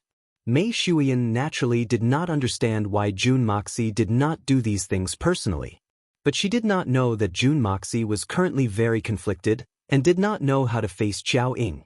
If he really saw her, should he tell her that Gu Han was her biological father? Below Gu Han was another paper bag, and on it was also written in blood. The words were round and full. On it were the words Mo Wudao. Apart from a piece of paper, there was nothing else in the paper bag. Don't say that the clear sky is lawless. When you can be free, be free. Xiao Yao, Big Brother is here. This Lord of Hermitage, on the eve of the final battle, knew that death was close at hand, but in his last words, he did not mention a single word about the war for seizing the heavens, nor did he mention any honor or disgrace. There was only this sentence in the entire letter. Xiao Yao was the name of Mo Wudao's younger brother, Mo Xiao Yao. Jun Moxie's heart trembled. From this sentence, it was not difficult to see how deep the brotherly relationship between Mo Wudao and Mo Wudao was. No wonder Mo Wudao had such a deep hatred for him. Looking through them one by one, most of the people from the 3 holy lands only had these 2 sentences: die for seizing the heavens, no regrets. Everyone looked over one by one, and their faces were extremely heavy. The last paper bag was Lung Tong's. This demon pupil saint was rather carefree, and his last words were only 3 words: "It doesn't matter." He really left in a carefree manner. After tidying up the tents of Hermitage, it was Supreme Golden City's next. Most of the last words were just a few sentences. Only the Lord of Supreme Golden City, Shi Ruochen, wrote this sentence: "If everything could start from the beginning again, if everything could start from the beginning again." Jun Moxie and Mei Xuan looked at this sentence and were speechless for a long time. If life could really start from the beginning again, who knew how many people would make up for the regrets of their previous lives and create a perfect life for themselves? If everything could start from the beginning again, it was easy to say, but it was something that the human world could never achieve. After tidying up all the tents of the 3 holy lands, the sky was already dark when the 3 of them walked out of the last tent. Night came quietly. There were countless people standing and sitting everywhere, but no one made a sound. It was a silent night. The next morning, Jun Moxie woke up early and strolled to the battlefield. He stood silently in the middle of the battlefield. After a period of concentration, Jun Moxie slowly stretched out his hands and said in a low voice, "Power of Earth, today, let us build an immortal monument for our hero." As soon as he finished speaking, the land in this region began to rise slowly. It rose higher and higher, and this trend continued for an entire morning. Finally, a majestic mountain range rose from the ground. It was thousands of feet tall and hundreds of miles wide. At the top, the mountain peak slowly expanded and gradually formed the shape of a giant eagle spreading its wings. It had golden eyes and iron claws, and its entire body was covered with iron feathers, looking down at the mountains and rivers below. This giant eagle was the appearance of the Eagle King after he had reverted to his original form. It was just that he had expanded it by 1,000,000 times. June Moxie waved his hands, and the power of gold was unleashed to the limit. Instantly, this giant eagle was covered in a layer of golden light. After a large amount of gold had been melted, this giant eagle was coated with a layer of gold paint. Or perhaps the words paint should be removed, because this gilding was completely free of any impurities. It was 100% pure gold. The golden eagle and giant elephant shone brightly under the rising sun, as if it could swallow the heavens and earth. The moment this unprecedented giant statue appeared, Mei Shuiyan, Bear Mountain, and the rest of Tianfei's people all had tears welling up in their eyes. Finally, they couldn't control it anymore, and tears streamed down their cheeks. June Moxie waved his hands again, and an abnormally flat stone wall suddenly appeared several hundred zhang up in the air. With a loud clang, the blood of yellow flame appeared in the air and flew out rapidly. It drew a sharp arc of sword light in the air, and instantly arrived in front of the flat stone wall. As streaks of awe-inspiring sword chi shot out, stone chips fell like rain. As it slowly progressed, everyone saw that a poem had actually appeared on the stone wall. Since ancient times, all things have become empty. Who can remain calm? Tears sprinkle the skies in sorrow for heroes, covering up the annals of history and lamenting heroes. A life of importance with the word brother, 1,000 years of legend and 1,000 years of love. Turning into jade blood with no regrets, going through life and death with you, bowing to you 8 times in this life, embracing each other even in mountains of knives and seas of fire. The eagle's soul in the skies is always proud, turning into the winds of the heavens.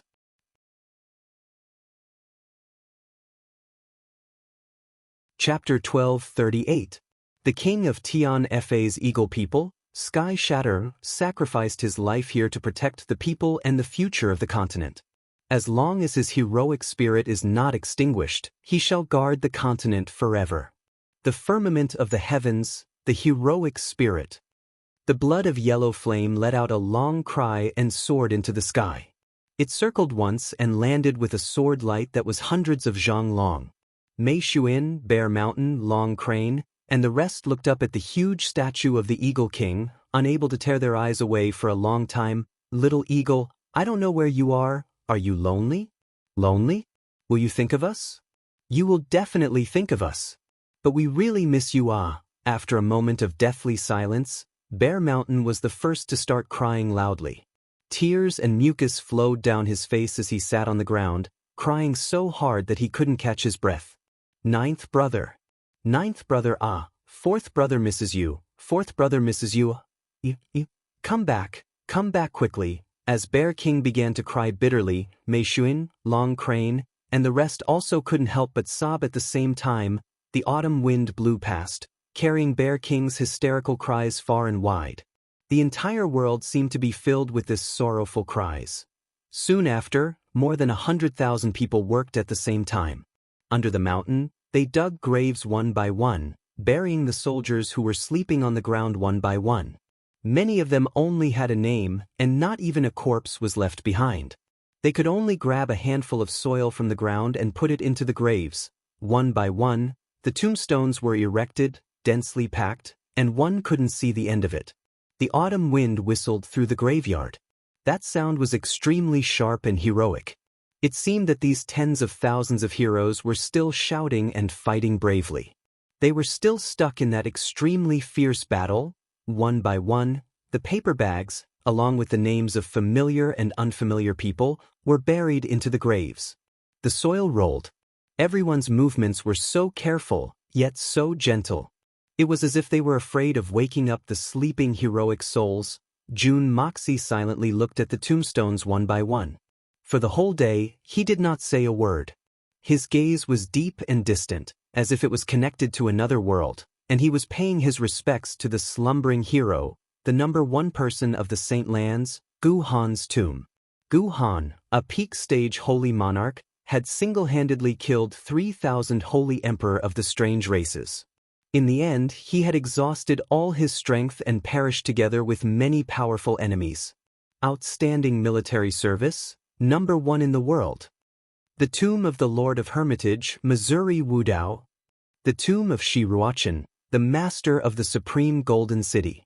The tomb of Heaven Saint Palace's Saint Sovereign, Qing Inshao. The tomb of Heaven Saint Palace's Saint Sovereign, Chu Hui. Countless heroes who had once shaken the heavens and earth. No matter which one of them, they were all great characters that the entire continent had to look up to when they were alive. Too many of them were already legends when they were alive. But now, they were buried here quietly. All the glory, all the past, was gone with the wind here. The heavens were speechless, silently watching over everything here. The mountains were speechless, silently watching over everything here. Jun Moxie muttered to himself for a long time. Finally, he could not suppress the surging emotions in his heart. At the foot of the mountain, tens of zhang above all the tombstones, he carved a line of words deeply. The bones of 100,000 heroic souls are buried here. They are the pillars of the Xian continent. This is the true pillar of Heaven's Mountain. The pillar of Heaven's Mountain formed by the souls and blood of 100,000 heroes, immortal for all eternity. Everyone stood there for a long time, looking at these heroes who had been slumbering here. Everyone's eyes were slightly moist. The glorious achievements of this battle must be recorded in the annals of history. Jun Moxie's hair fluttered in the wind, his face solemn. The deeds of heroes should be passed down through the ages. He did not specially assign anyone to carry out this task. But behind him, there were Dugu Zongheng, Murong Fengyun, and the Xian cultivators of the various countries. If this request of the evil monarch was spread out, he believed that no monarch would dare to go against it, and no one would be able to. The army rested here for a full 10 days. On the morning of the 11th day, under the leadership of Jun Moxie and Mei Xuan, all the soldiers gathered here once again, in front of the tombstones. With Jun Moxie and Mei Xuan in the lead, a total of over 200,000 people stood up straight, their faces solemn. Facing the silent tombstones, they bowed deeply 3 times in an orderly manner. The autumn wind howled in the sky, becoming more and more mournful. Countless leaves blew from afar, fluttering in the air. The flag of the continent's allied army stood tall in the air, fluttering in the autumn wind. The time for the troops to return had finally arrived. Right now, it was time for all the soldiers to pay their final respects to the souls of the heroes who had been slumbering here, to bid farewell to the past. Over 200,000 people, none of them speaking. There was only a deathly silence. After a long time, the army flag finally fluttered, and the first army set off. Many people, even after walking for a very, very long distance, kept turning back. Following that, the Allied army left one after another. In the afternoon, with the departure of large numbers of reinforcements, this place was already somewhat empty. The army from Tianxiang Empire was the last batch to leave. At this point, only Tian Fa and the evil Monarch Manor's armies were left. In these 10 days, Bear Mountain had been sitting on the ground in a daze, looking up at the statue of the Eagle King in the clouds. No one knew what he was thinking about. His originally muscular body had visibly thinned down a few times in these few days. Jun Moxie remained silent for a long time before finally turning around to face everyone. All those who have reached the Holy Emperor realm and above, please take a step forward. With a sudden sound, many people stood out from the crowd. With just a rough estimate, there were at least a few thousand people. Jun Moxie looked at them one by one, and a vicious look appeared on his face. Gritting his teeth, he said, "I've called all of you out to give you a mission. This mission is extremely difficult, but it must be completed. If it cannot be completed, then all of you will be buried here like these brothers here." Jun Moxie's voice was unusually fierce. Even Mei Xuan had never heard Jun Moxie speak in such a tone before. Everyone's eyes were shining brightly as they looked at Jun Moxie. From Jun Moxie's tone, they could tell. Since Jun Emosia had called them out, he was definitely going to do something earth-shattering. 5,000 people, split into 5 teams. With Solitary Eagle, Feng Wanyun, Chu Chihuan, Bear Mountain, and Long Crane as the leaders, we will kill our way into the strange race's territory. Search and capture, completely annihilate the strange races. Make sure to exterminate them by the roots, not leaving a single blade of grass behind. Yes. All the Holy Emperor experts replied in unison. Jun Moxie looked towards the south of the Pillar of Heaven's mountains and said solemnly, the strange races no longer have any experts left to fight. The only goal of this battle is to end all troubles once and for all. I will wait for news of your triumphant return in Tian Fa. I believe that all of you will not disappoint me. All the Holy Emperor experts replied in unison. Big Bear's sorrowful eyes lit up for the first time, and he shouted the loudest. The hatred in his eyes burned like a raging flame. Bear King really needed a massacre to vent the pain in his heart. Little Nine, 9th brother, I, your 4th brother, will use all the remaining lives of the strange races to send you off. To avenge you. On the way back, Jun Moxie and the rest followed the reinforcements from Tianvet. On the way back, Mei Xuan and Jun Moxie were both silent. Right now, the only forces that could go against Tian Fa and the evil Monarch Manor in this continent, the 3 Holy Lands, had disappeared forever. But the 2 of them did not feel any joy in their hearts. Instead, all sorts of feelings welled up in their hearts, and they even felt a sense of loss. That strange feeling of not knowing what to do next was extremely vexing. The 2 of them did not have any other thoughts, and simply accompanied the army forward slowly. The return journey naturally did not need to be too rushed. Coupled with the fact that it was an army of over 100,000, they walked for more than 10 days before they saw smoke rising from the chimneys in front of them. They had already returned to the place where there were signs of human habitation. They had stayed at the original location of the Pillar of Heaven's mountains for so long. Now that they suddenly saw signs of human habitation, all of them could not help but feel a sense of familiarity in their hearts. Everyone had rolled back from the edge of life and death. The feeling at this moment was truly indescribable. Emosia, have you realized that in this war for seizing the heavens, the Misty Mansion has not sent any reinforcements? With the relationship between the Misty Mansion and the 3 Holy Lands, this is an extremely strange situation. Mei Xuan looked at the smoke rising from the chimneys in the distance and let out a long breath. Although the Misty Mansion has never participated in the war for seizing the heavens on the surface, they have helped out in the dark. This time, the Pillar of Heaven's mountains has collapsed.